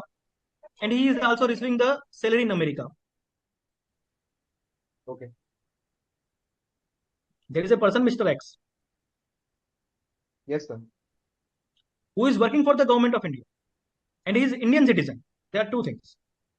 But he is rendering the services outside India. And salary is outside. Yes, he is Indian citizen. Salary is receiving. He also gets the salary outside India. Sir पहली बात तो ऐसा बंदा काम ही क्यों कर रहा है इंडिया का? सर एक्चुअली ये सैलरी टैक्सेबल इंडिया में ही होगा बिकॉज जो उसको सैलरी मिल रही है वो इंडियन गवर्नमेंट से मिल रही है. रेसिडेंट इंडिया का है तो उसकी सैलरी टैक्सेबल होगी चाहे कहीं भी उसको. वेरी इंपॉर्टेंट किरण सर ने ये नहीं बोला कि resident. Two major. Let me complete. There are two major cases where this kind of scenario is possible. Number one, ambassador. Yes, sir. Ambassador of India. Sir वो एक्सेप्शन होता है. We are covering deemed to accrue or rise. Deeming fiction. We are covering deeming fiction. Second thing, raw agents. They are working for the government of India. Yes, sir. They are Indian citizens. Foreign branch में काम कर रहे हैं. They are Indian citizen, but they are working outside India, rendering service outside India, receiving salary outside India. So these type of cases, there are three conditions I am telling you. Number one, the person is Indian citizen. Number two, salary from the government of India. Number three, he is rendering service outside India. Because if he renders service in India, there is no question arises that where the salary is accrued rise. If he is rendering services, हाँ बोलिए. अगर government salary नहीं देती है तो only government की बात कर रहा हूँ. बिकॉज एम्बेसी एंड रो वाले गवर्नमेंट के होते हैं. No other cases. I am telling you there are three conditions. All three must satisfy. Salary from government of India. And that salary must be taxable under the head salary. ठीक है? Yes, sir. Number two, He is rendering services outside India. He or she rendering service outside India. So if we go by point 1, if he renders service outside India, salary is deemed to accrue rise outside India. But in this case, he is rendering service outside India, working for the government of India, and he is an Indian citizen. Then such kind of salary is deemed to accrue or arise in India. Yes, sir. Such kind of salary is deemed to accrue or arise in India for the services rendered outside India. For the services rendered outside India. Okay. Now, tell me if Mr. X is there and he's getting the salary from government of India and he's Indian citizen and he's rendering service outside India and he's getting a salary of 7 lakhs, out of which 2 lakh is perquisites and 1 lakh is allowances. Okay. So how much salary is deemed to accrue or rise in India and how much salary is taxable for him? Again, I am repeating. Only 5 lakhs. 4 lakhs is taxable. Only 5 perquisites and allowances are exempted. Yes. So Perquisites and allowances are exempted for the ambassador or such persons. Yes. Okay. So because So the it is not perquisites and taxable in allowances India. are It is not expensed in taxable. outside. It is not taxable under the head salary. Under head salary, and I use the word such income should be taxable under the head salary. Then only this deeming fiction will arise. Such income should be taxable under the head salary, and perquisites and allowances not taxable. Exempt हो गया, बात ही खत्म हो गई. But तो जो 4 लाख का salary बचा, that will be deemed to accrue rise in India. Clear? Clear? Yes, sir. Clear. Yes, sir. It is clear now? Yes, sir. Moving forward. If an Indian ये company, क्वेश्चन PYQ में था. अच्छा previous question में था, okay, हाँ sir. okay. Dividend paid by an Indian company is always deemed to accrue rise in India. If an Indian company is giving a dividend, whether it gives outside India, whether it gives it's inside, whether it gives it gives outside India or whether it gives in India, it is always deemed to accrue rise in India. Okay. There are 3 cases. Salary, render service कहाँ करेगी? Deemed to accrue rise there. Third, embassy वाला और रो वाला, ऐसे याद रखना. Third, dividend by an Indian company, deemed to accrue rise in India. Now, any income which accrue outside India, any income which accrue outside India, बात ही तब करेंगे ना deeming fiction की, when the income accrue outside India. Otherwise, if it is accruing in India, we will not talk about the deeming fiction. If an income is accruing outside India, directly or indirectly, through or from, 4 words are there. Directly or indirectly, through or from any property situated in India, any property situated in India, or any transfer of capital assets situated in India, any property situated in India, or transfer of capital assets situated in India, or any source of income in India, or any business connection in India. There are 4 cases. Number 1, if income accrue or arise outside India from any business or through any business connection in India.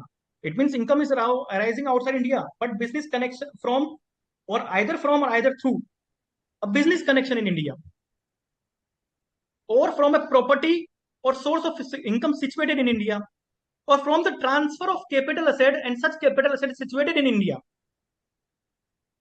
Then in such cases, this income is deemed to be accrue or rise in India. Okay. Second last. This section is simply gift.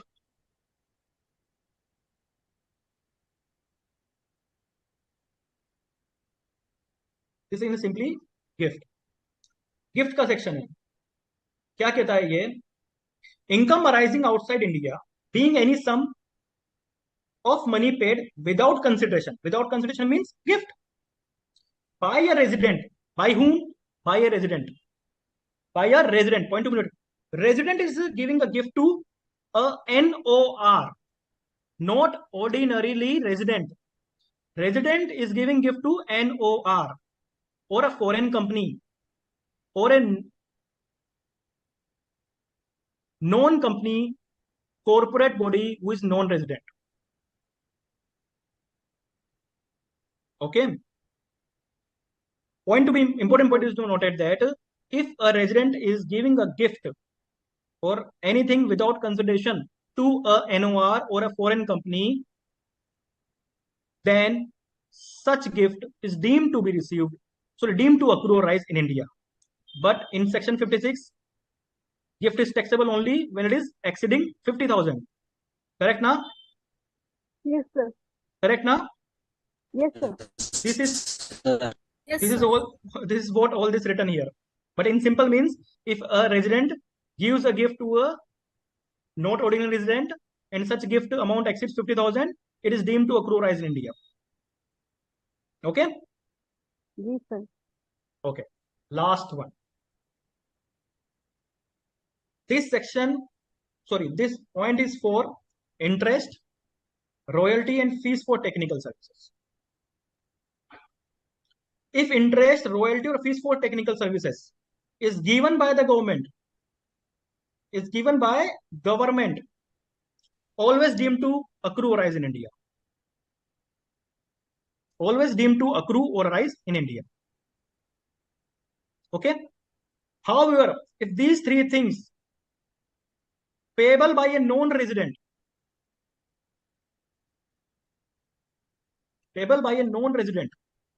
so non-resident दे रहा है, if non-resident is paying such things, there should be some connection with India, na? Then only we will say that it is deemed to accrue rise in India, because he is himself a non-resident.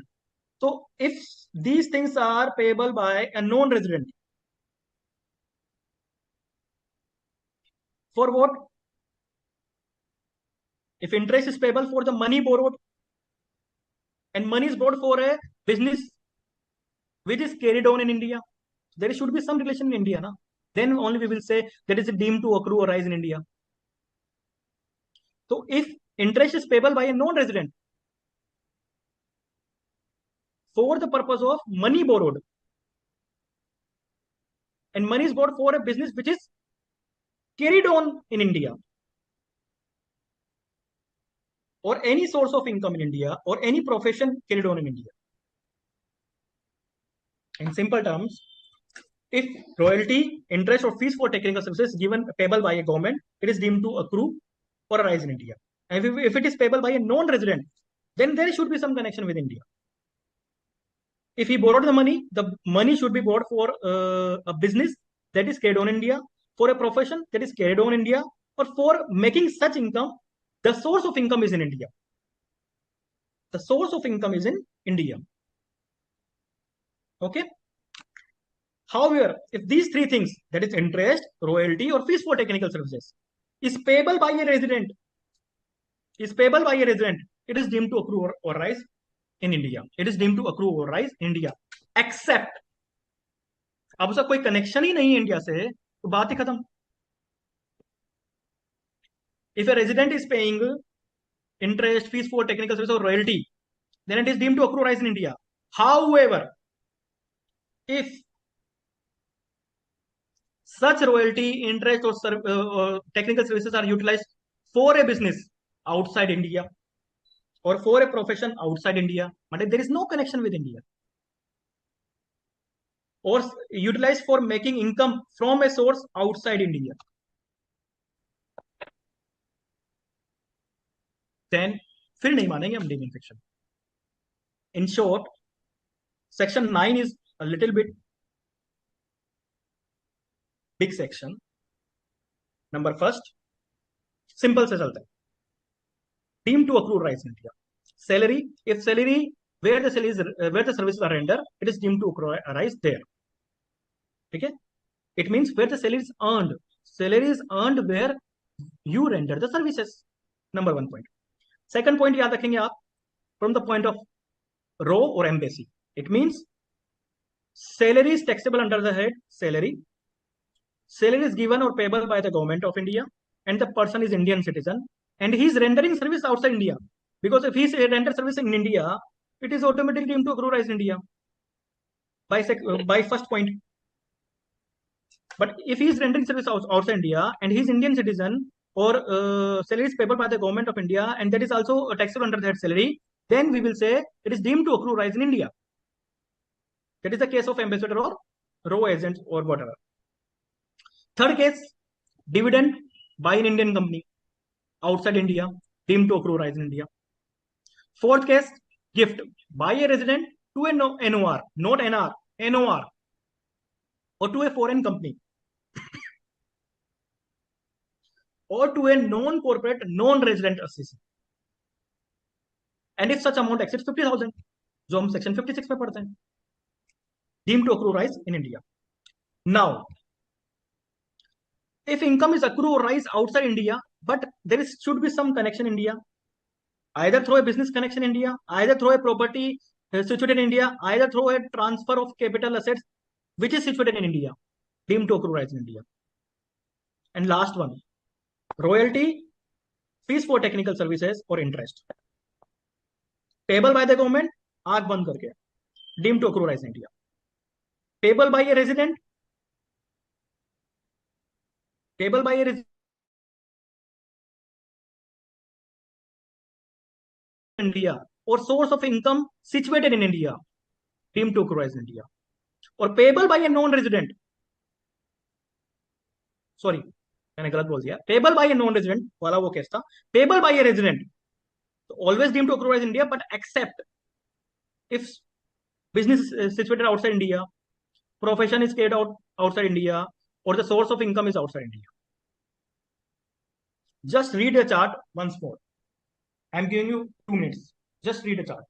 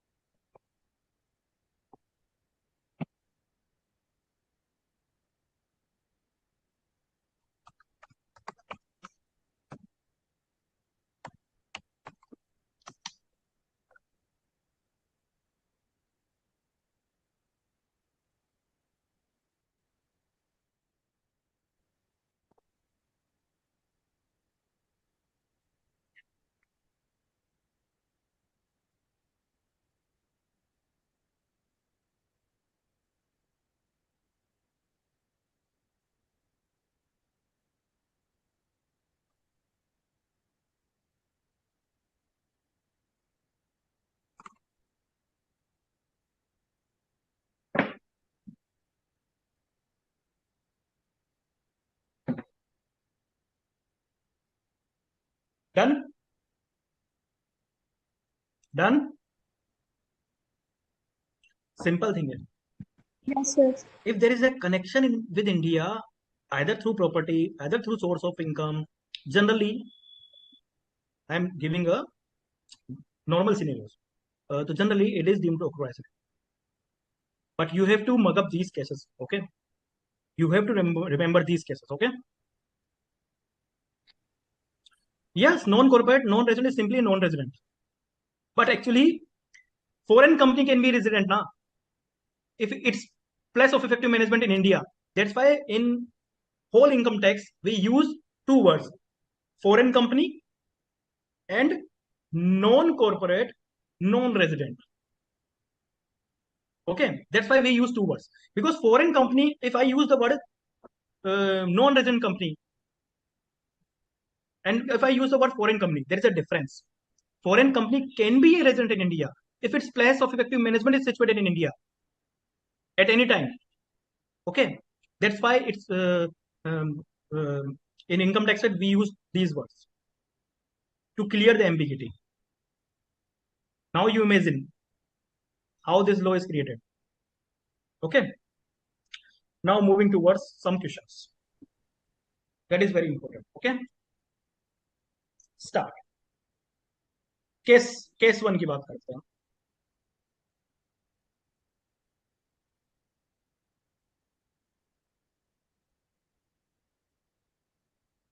We have completed with all the sections under the residential status. Okay, now we are trying to solve some questions on a practice basis. Okay, these are the transactions that are given in the table, and there are three persons. One may be a ordinary resident, one may be a not ordinary resident, and another one is non-resident. First transaction: remuneration of rupees 50,000 for services rendered in Malaysia, credit to his bank account in Malaysia, and immediately remitted to his bank account in India. How much amount is taxable for whom? Answer. 50,000 for ROR and nothing for others. Yes.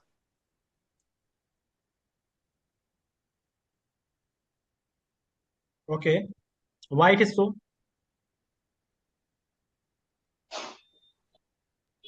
Sir, because services are rendered in Malaysia, so Malaysian government will tax this transaction, and the amount is only remitted to India and not received in India. Very nice. Okay. So what we have learned that salary is deemed to accrue rise where, sorry, anything is deemed to accrue rise where services are rendered. Okay. So if services are rendered in Malaysia, it means it is accrue rise in Malaysia, and again it is received in Malaysia only. Then only he remitted. So I told you where it is first received. It is first received in Malaysia. Fine. And services are rendered in Malaysia.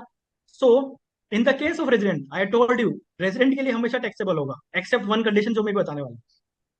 For resident it is taxable, but for others it is not taxable. Okay.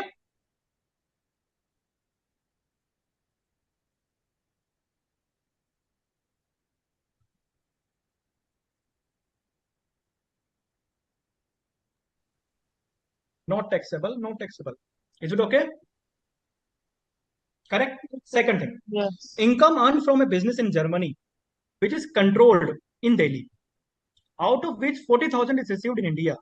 Total income is 70,000. So here, income is earned from a business in Germany, but it is controlled from Delhi. So it is a case of NOR.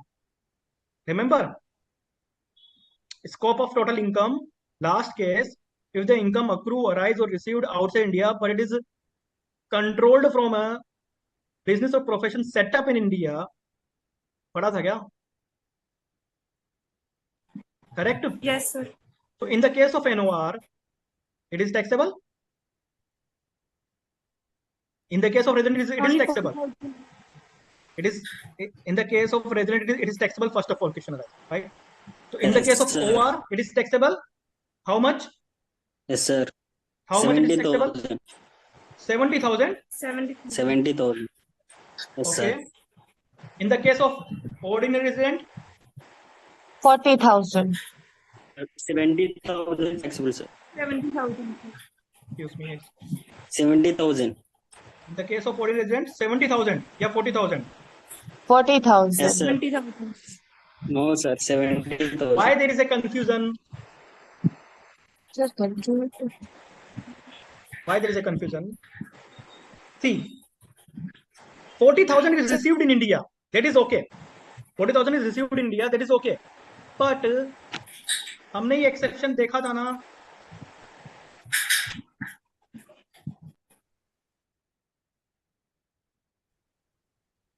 Income accruing or rising outside India during the previous year, but controlled business in India.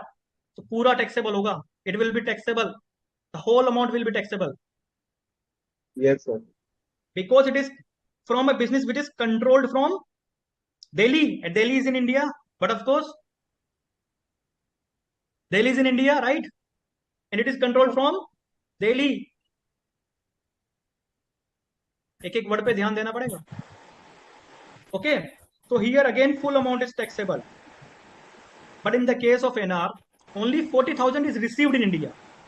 सिर्फ 40,000 ही होगा. That's why only 40,000 is taxable. Correct? It is clear now? Yes, sir.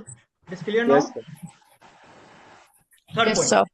Amount brought to India out of past untaxed profits earned in Singapore, rupees 1 lakh. ROR का full सभी का पूछ रहा हूँ मैं तो. I am asking for all of them. No taxable For whom? Taxable. for Sir, no taxable. not taxable in all cases. In all cases, not taxable. In all के cases, case में in नहीं all होगा. cases, it is not taxable. NR के case में नहीं होगा.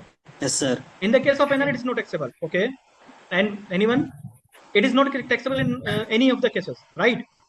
No, sir. Yes. Taxable होगा. ROR के ROR केस को तो में taxable taxable होगा. होगा. ROR को In तो the case of ROL, it is also taxable. Yes, sir. No, sir. ROR के लिए नहीं होगा. Sir, it is. This is the only exception I am सिर्फ telling you. ROR के केस में टैक्सेबल होगा. It is सिर्फ only for exception ROR I am क्योंकि telling you. global This is- income tax होता है ROR. Yes, let me complete now. Let me complete. This is the only exception I am telling you where the income is not taxable even in the hands of the resident, ordinary resident. Why, sir? It is not taxable. अच्छा ये पिछले साल का है. Out of past untaxed profits, point to be Yes, sir. noted. ये पिछले साल का है. Point to be noted. Yes, sir. Yes, sir. समझा. That government does not levy taxes. That's their problem. Yes, sir. That's their problem, not our problem. Please remember this case. If any income you brought in India, but from past profits, not this year profit, past profits which are untaxed outside India, it is not taxable for any cases. Because that is levied to be taxed in that country. And in that country, it is exempted by chance. That's why it is not applicable to tax in that year. Now we are bringing that income all in India, na? Then where is the problem? So past untaxed profits and brought forward in India is not taxable in any of the cases. Point to be remembered, please.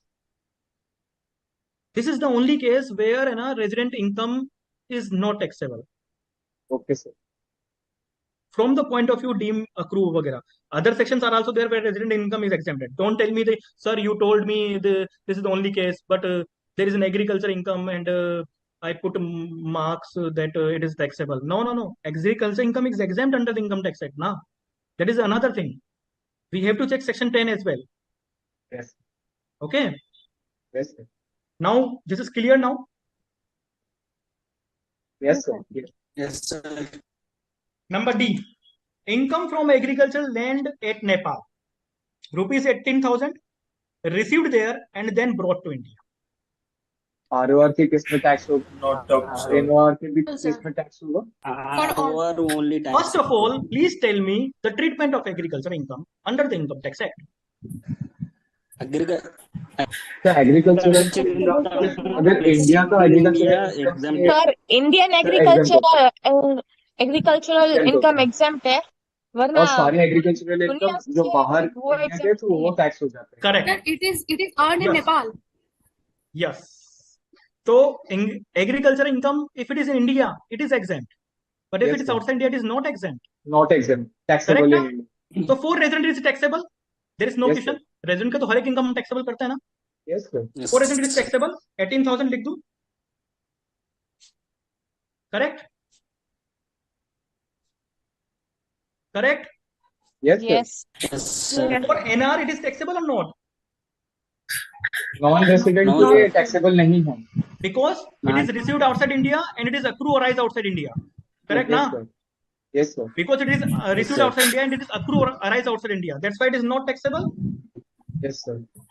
What about the NOR? So NOR के लिए Not भी taxable taxable. नहीं होगा. Again, not taxable. Not Because if income taxable. accrue outside India or received outside India, So and not there is no taxable. deeming fiction, only that income where there is a business controlled from India is taxable. Yes, Otherwise, sir. not. It is also not taxable here. Yes, sir. Correct?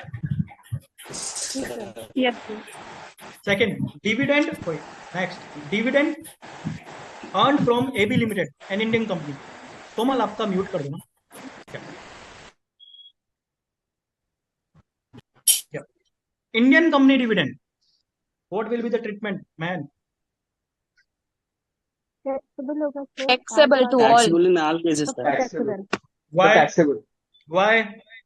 Because In- the sir can Because dividend India paid by के Indian company Indian outside companies से India. आ रहे हैं ना पैसा.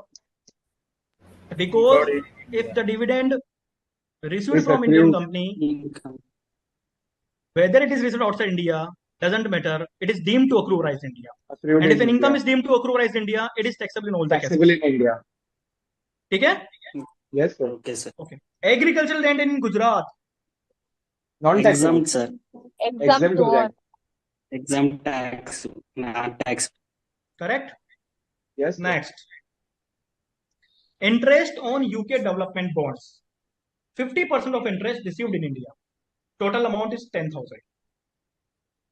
50% sir अगर receive in India हुआ है, RNR के केस में सिर्फ 5,000 टैक्स होगा, NR के केस में भी सिर्फ 5,000 ही टैक्स होगा, एंड ROR के केस में फुल टैक्स हो जाएगा. Okay. Total income कितनी है? 10,000. 10,000. So 10,000 it is received in 10,000. India. It is Yes, sir. कुछ भी हुआ हो. Resident is taxable. बेचारा है. Taxable. जैसा ग्लोबल टैक्स उसको लगता है ना. Yes, very nice. Starting of the session. For resident, global income is taxable. But मैंने एक exception बताया. Correct ना? 10,000 is taxable. Okay? RNR के केस में only 5,000 because वो इंडिया में रिसीव करता है. Yes, very good. In the case of RNR, 5,000 because only 50% is received in India. And in the NR also 5,000. 5,000 because on the grounds of India it was received. Correct ना? Yes, sir. Very nice. Yes, sir. Dividend from Japanese company received in Japan. Dividend from Japanese company Resident का पूरा taxable होगा. RNR के case में tax नहीं होगा, NR के case में भी टैक्स नहीं होगा. You are saying यहाँ पे not taxable? Yes, sir. Not taxable. Not taxable. Yes. What about the case of ordinary resident? Fully taxable. कितना amount? Fully taxable. Global income. Full tax. Very nice. Capital gain on sale of land in India but received in Malaysia. Sir income India से आ रहा है. Sir India में tax भी होगा. This will be get deemed. पहले बताओ कौन सा प्रोविजन लग रहा है. Please tell me which provision is applicable. Deemed income का. Deemed income. First case, even if the income accrue or rise outside India, Yep. if it is from the transfer of capital asset in India. Capital is situated in India. Then deemed to accrue or rise in India. Then it is taxable for? Yes, sir. It is taxable For all All assets. cases. All. Correct? Yes, sir. Last one. Interest on saving bank deposit in State Bank of India. Rupees 12,000. 10,000 कुछ exemption होता है ना. अभी तो पूरा. For the time being, just ignore the exemptions. Okay. Just give me the 12,000 tax हो जाएगा ROR के केस में. And Taxable in all cases. All cases taxable. Fully. All cases taxable. Fully taxable. सभी के केस में taxable होगा बेटा. Yes, sir. It is taxable in all the cases. Interest from State Bank of India. Okay, sir. Okay. Moving forward. Just read the question and let me know when you completed it. Question number 5.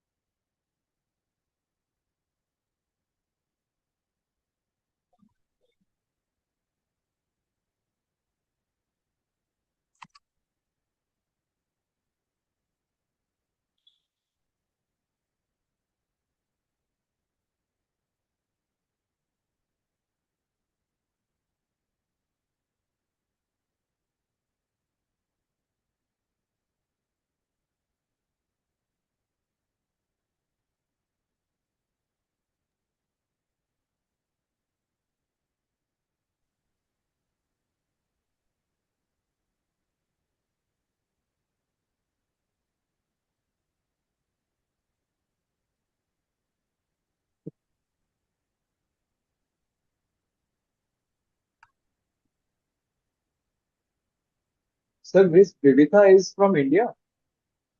Miss Vivita paid a sum of 5,000 USD to Mr. Kul Shekhar, a management consultant practicing in Colombo, specializing in project financing. The payment was made in Colombo. Mr. Kul Shekhar is non-resident.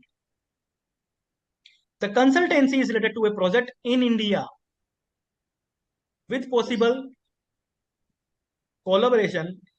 Is this payment chargeable tax in India in the hands of Mr. Kul Shekhar since the services were used in India?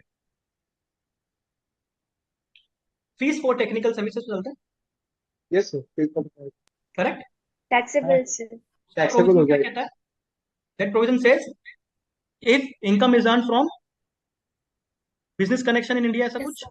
Yes, sir. Taxable. Or for a profession or source of Carried income out is in in India. India. Yes, sir. Correct? Na? Then it is Yes, sir. taxable because deemed to accrue rise in India. Are you getting me, all of you? Section 9 लग रहा है.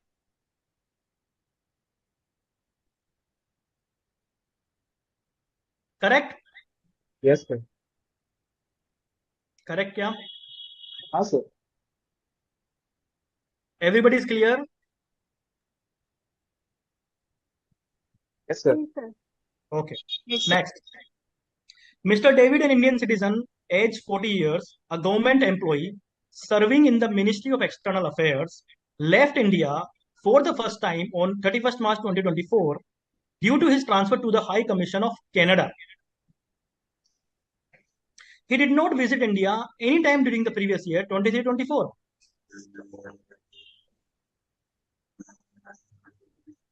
There is a, I think, yeah. Okay. His salary is rupees 4 lakh.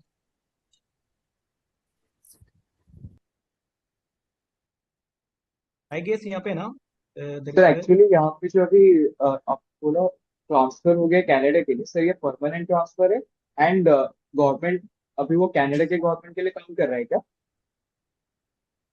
just read the question once more. David, number 1, Indian citizen. Point to be noted. Just break the question. Okay, break the Indian citizen. Employee of government. Yes, sir. Again, Ministry of External Affairs. Ambassador. Yes, sir. Ambassador. So taxable हो जाएगा. ठीक है. अब उसने India छोड़ा है नहीं छोड़ा है doesn't matter. Yes, sir. Taxable हो जाएगा. Rendering services outside India. Yes, sir. Then rupees 4 lakh is taxable if it is taxable under the head salary. Yes, sir. Correct? Yes, sir. Next. Yes, sir. Taxable है.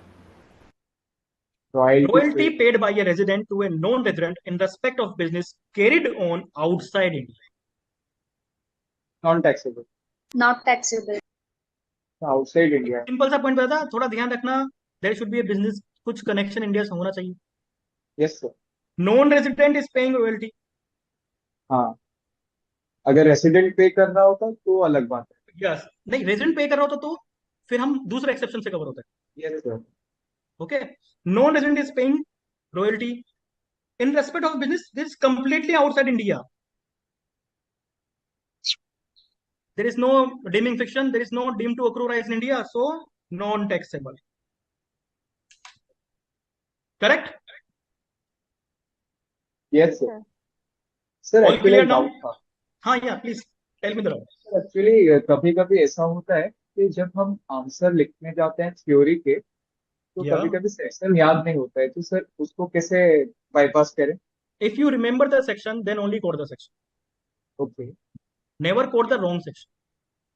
Okay, If sir. you quote the wrong section, it means उसका meaning खत्म हो गया. Okay, sir. And try to mug up first major sections, like section 6, residential status. Residential status. Let's replicate some sections. What is the basis of charge of salary? Which section? Fast. Section 15. Section 15, correct. Section 15 is for basis of charge of salary. What is the basis of charge of house property? 24. Section 20, sir. 24 था ना? 24? 22. 22. Sir, house 24? property 20. Yes, house property 22. 24 is for interest and कितना deduction मिलेगा? Yes, sir. A, B, remember? Okay, sir. हाँ, sir. Standard deduction 30% in that. PGPP. Basis of charge? 28. 45. 28, No, sir. 48. 48. No, 28. 28. 25 is for capital gain. Yes, sir. हाँ, 28. 28. 25 is for capital gain. And other sources? 56. 56, sir. 56. 56. These are the major sections. Now, Yes. one more question. Generally, किसी बच्चे को याद नहीं रहता. What is the charging section of the Income Tax Act? Section 4, sir. Very nice. Section 4. Section 4. Correct. Section 4 is the charging section of the Income Tax Act.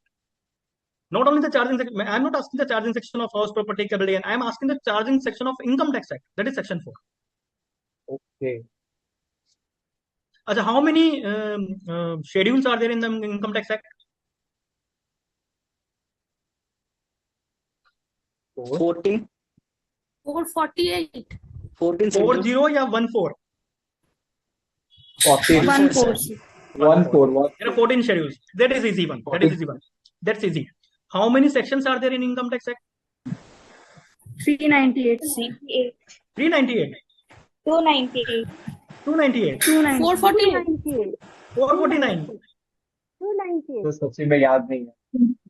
तो ये चीजें है ना, ये मेजर सेक्शन है. आपको ये basic terminology you have to remember this. Just remember the basic sections.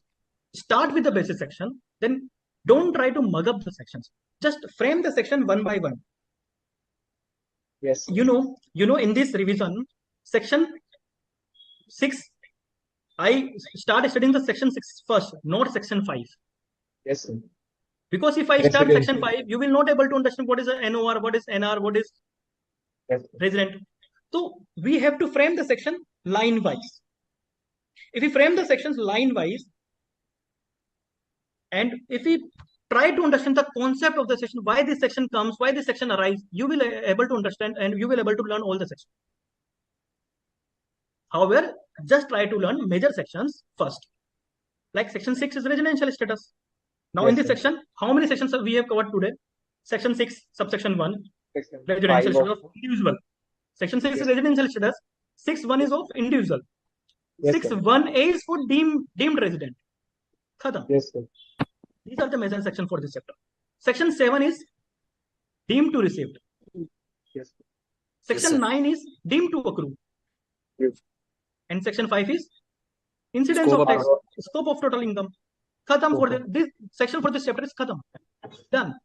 These are the major sections for this chapter. Okay. Yes. This is the way to learn the section. Okay. If I ask you how many sections are there in Income Tax Act, I guess 298 sections are there. It is easy again. But nobody of you will ever heard about how many chapters are there in Income Tax Act. And this is your homework.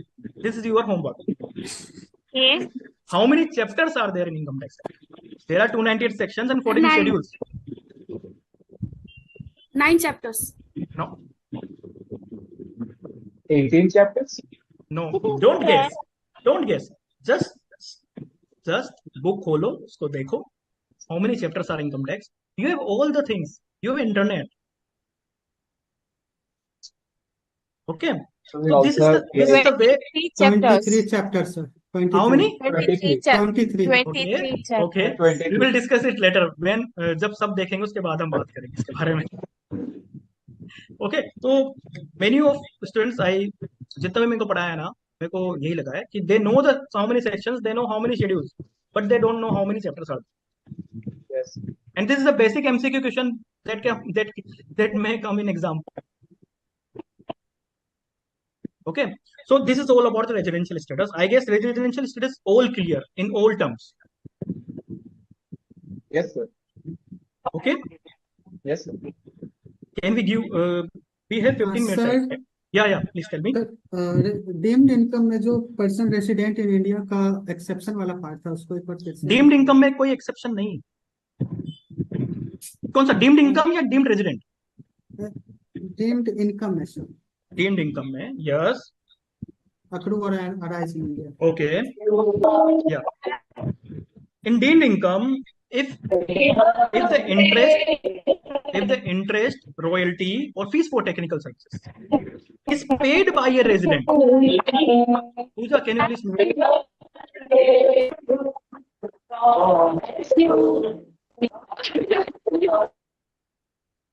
Yeah.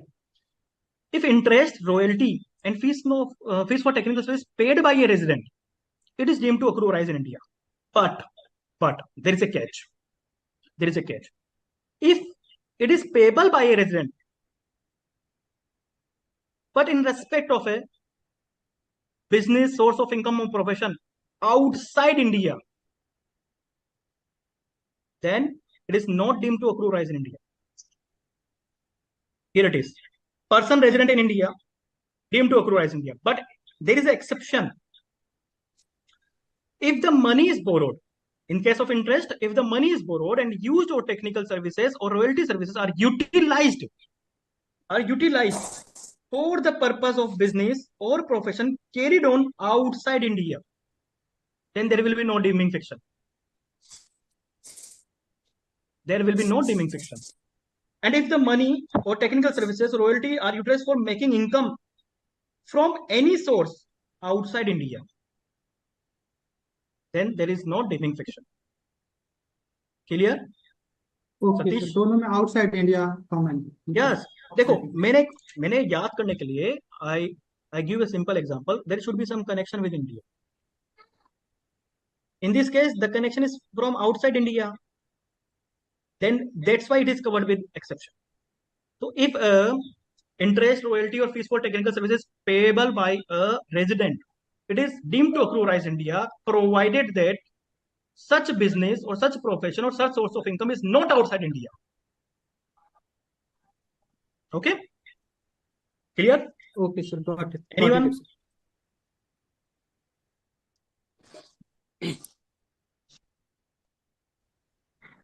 Anyone?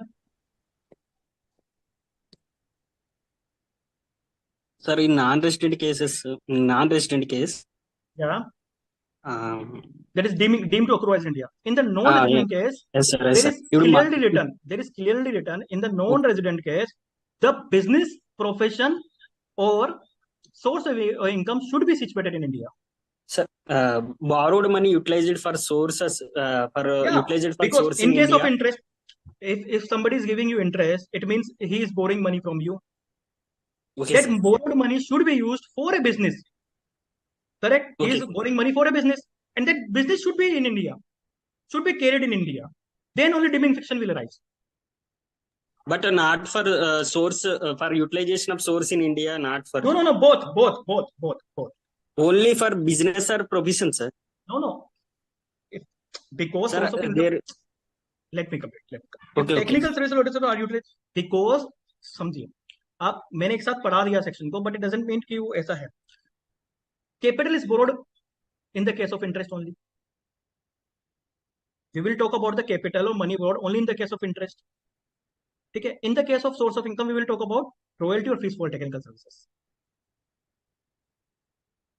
Are you getting my point now? Okay, sir. Okay. Are you getting my point? we are just I use this chart only we are in a revision class. Otherwise, I will tell you more in detail. But in simple words, when we will talk about the interest, it means there is some money that is borrowed. But in the case of the source of income that is situated in India, it is what? It is technical services and fees for royalty. So fees for technical services and royalty. Okay? Got my point? Yeah. Okay. Who has 3 questions? Sir, as per section 9, income accrue outside India through business connection in India and taxable. Why in B, in no NR, it is only 40K taxable? Wait a minute. I have 3 questions, sir, as far as I know. So, this actually sponsored.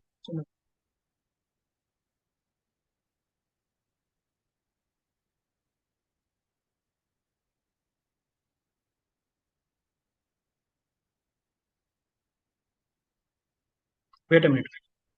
कौन है ये? Anmol. Anmol, which 40K? Can you please tell me? This one? Income earned from business in Germany, which is controlled in Delhi, out of which 40,000 received in India. This one? Okay. It is mentioned it is that the income is earned by a resident or a non-resident, anything.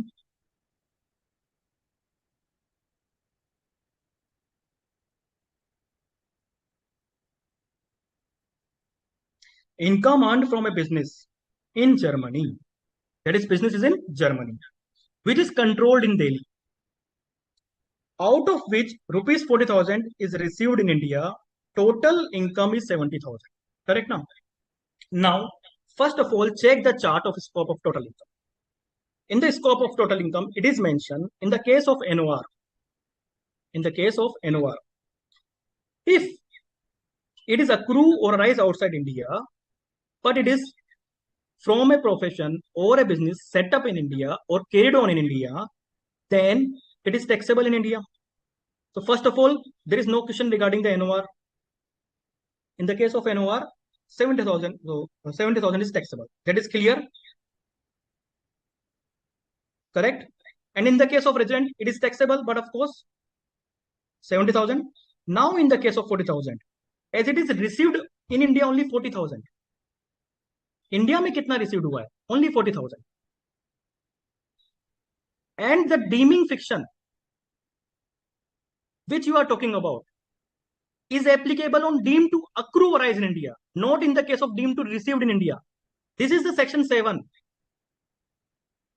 And you are confusing it with the section 9.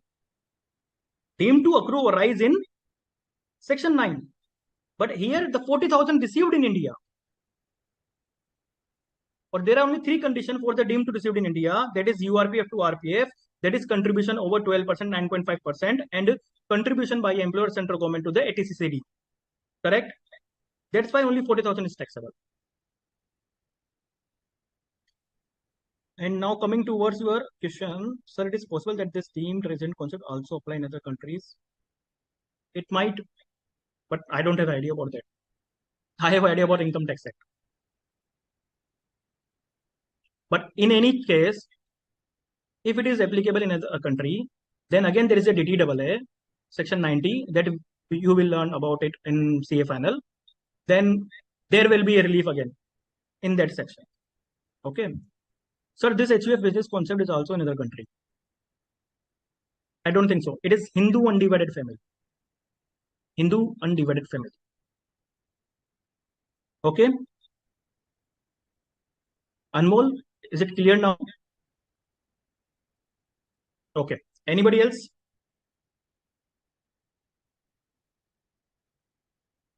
Anybody else?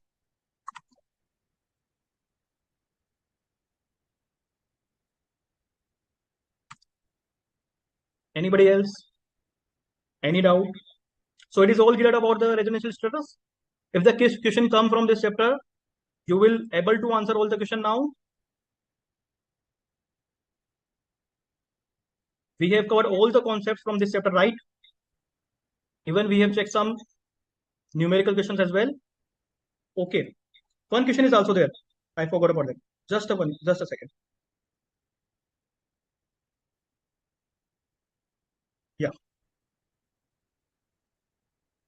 This is the question.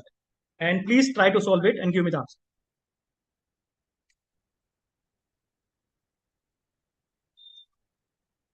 Yeah.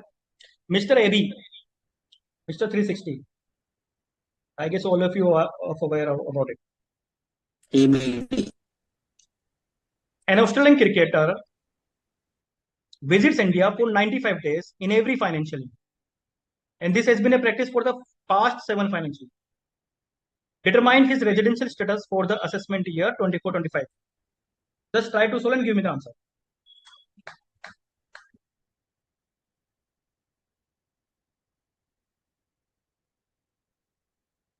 Now we will be able to understand how much you all able to grasp.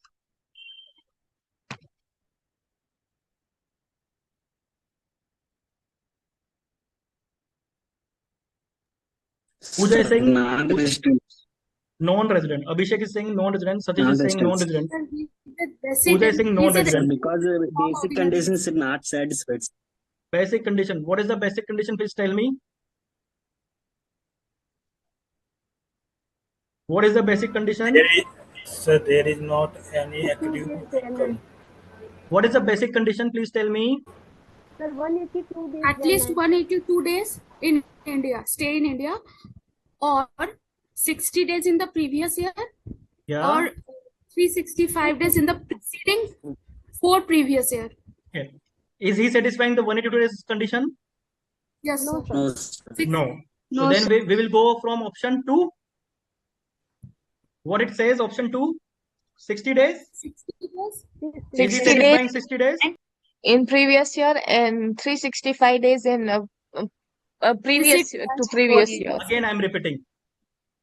He should stay in India for at least 60 days during the previous year for which you are making the calculations. And he should stay in India for 365 days during the 4 previous year just preceding to that previous year for which you are making the calculations. So we are calculating for 24-25 assessment year. It means 23-24 previous year. Correct? Yes, sir. In that previous year, he stays in India for 95 days, greater than 60 days, satisfied. Yes, sir. Correct? Yes, sir. Correct now? Now we have Yes, to sir. check 365 days. It has been his practice for the 7 financial years. Correct? So if you multiply 95 into 4, how much you will get? I guess greater than 365. 380 days. Correct now? Yes, sir. 370 days. 370 days or 380 days? Yes, sir. 380 days. 380 days. 380 days. Okay. So greater than 365. Satisfied this condition. So option 2 satisfied. So he is resident. Okay. Now check additional condition. 7 years में 730 days. Yes, sir. If I multiply 95 by 7, how much you will get? 665. 665, which is less than 730. not satisfied. No. Okay. दूसरी condition देखने की आवश्यकता ही नहीं है. There is no requirement to check the additional condition. Part 2, मतलब कि second वाला additional condition, because he fails to should have the only 730 days वाला condition. So he is resident, but Not ordinary days. Iron wards. clear. Yes, sir.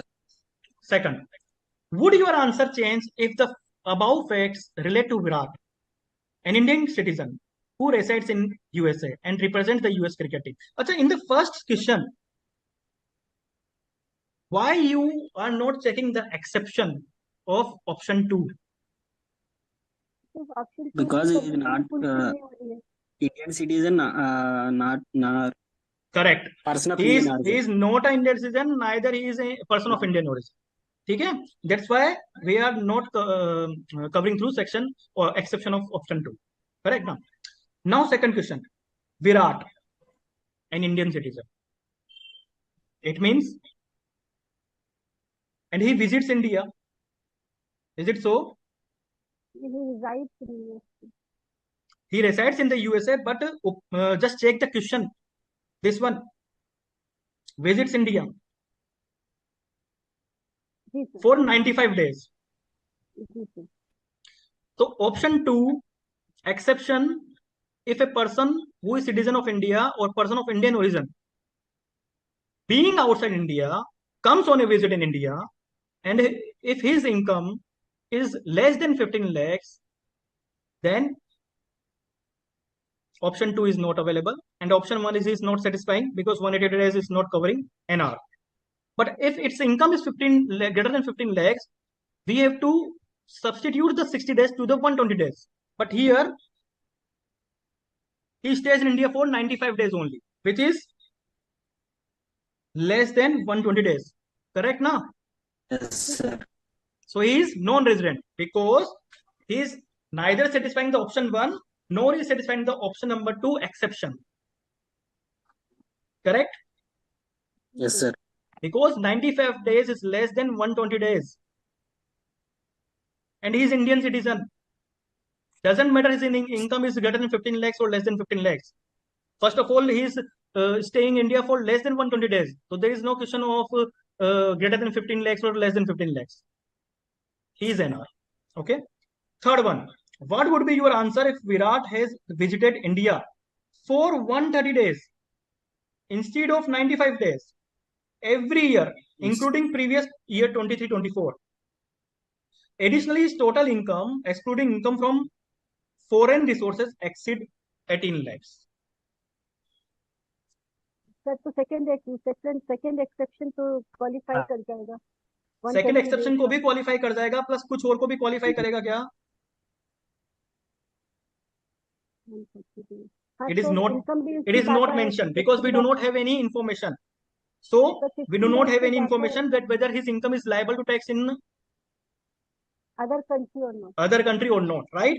So second option, exception, Indian citizen, okay, during the previous year 120 days से ज़्यादा, okay, and income exceeding 15 lakhs, okay, but always correct. Aaron words. Correct now? Now it is clear? Yes, sir. I guess I have covered all the important points, even all the chapter in this session. And I guess all of your queries has been resolved, and now you are better clarity about this chapter, and I can say now मैं ये बोल सकता हूँ now आप आराम से exam में अगर कोई क्वेश्चन आता है you will able to solve that. Correct? Sir, how many times we have to do these questions to master it? Pardon? How many times we have to attempt these questions so that we How many times means? I'm not getting you. How many times means? How many times we have to study or learn these chapters? See, I have covered this whole chapter with the question in 2 hours, right? So after this, you can cover it maximum in half an hour or 45 minutes for revision, maximum. And on the day of the exam, just preceding the day of exam, just try to cover it in 15 to 20 minutes. Okay? And this chapter is very important because in MCQ, questions are arriving from this chapter in each attempt. And I have covered almost all type of questions. And these questions are already arrived in the previous examinations. Okay?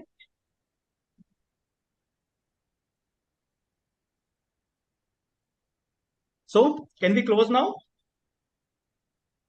Thank you, sir. Okay, sir. Okay, all clear. If there is any other doubt, so you can ask me on your ORG faculty, that is the link with you, right? Okay, sir. Okay. Now, can we close? Yeah. All the best for your exams. Thank you, sir. Thank you, Okay. sir. Thank you very much. Thank you. Thank you.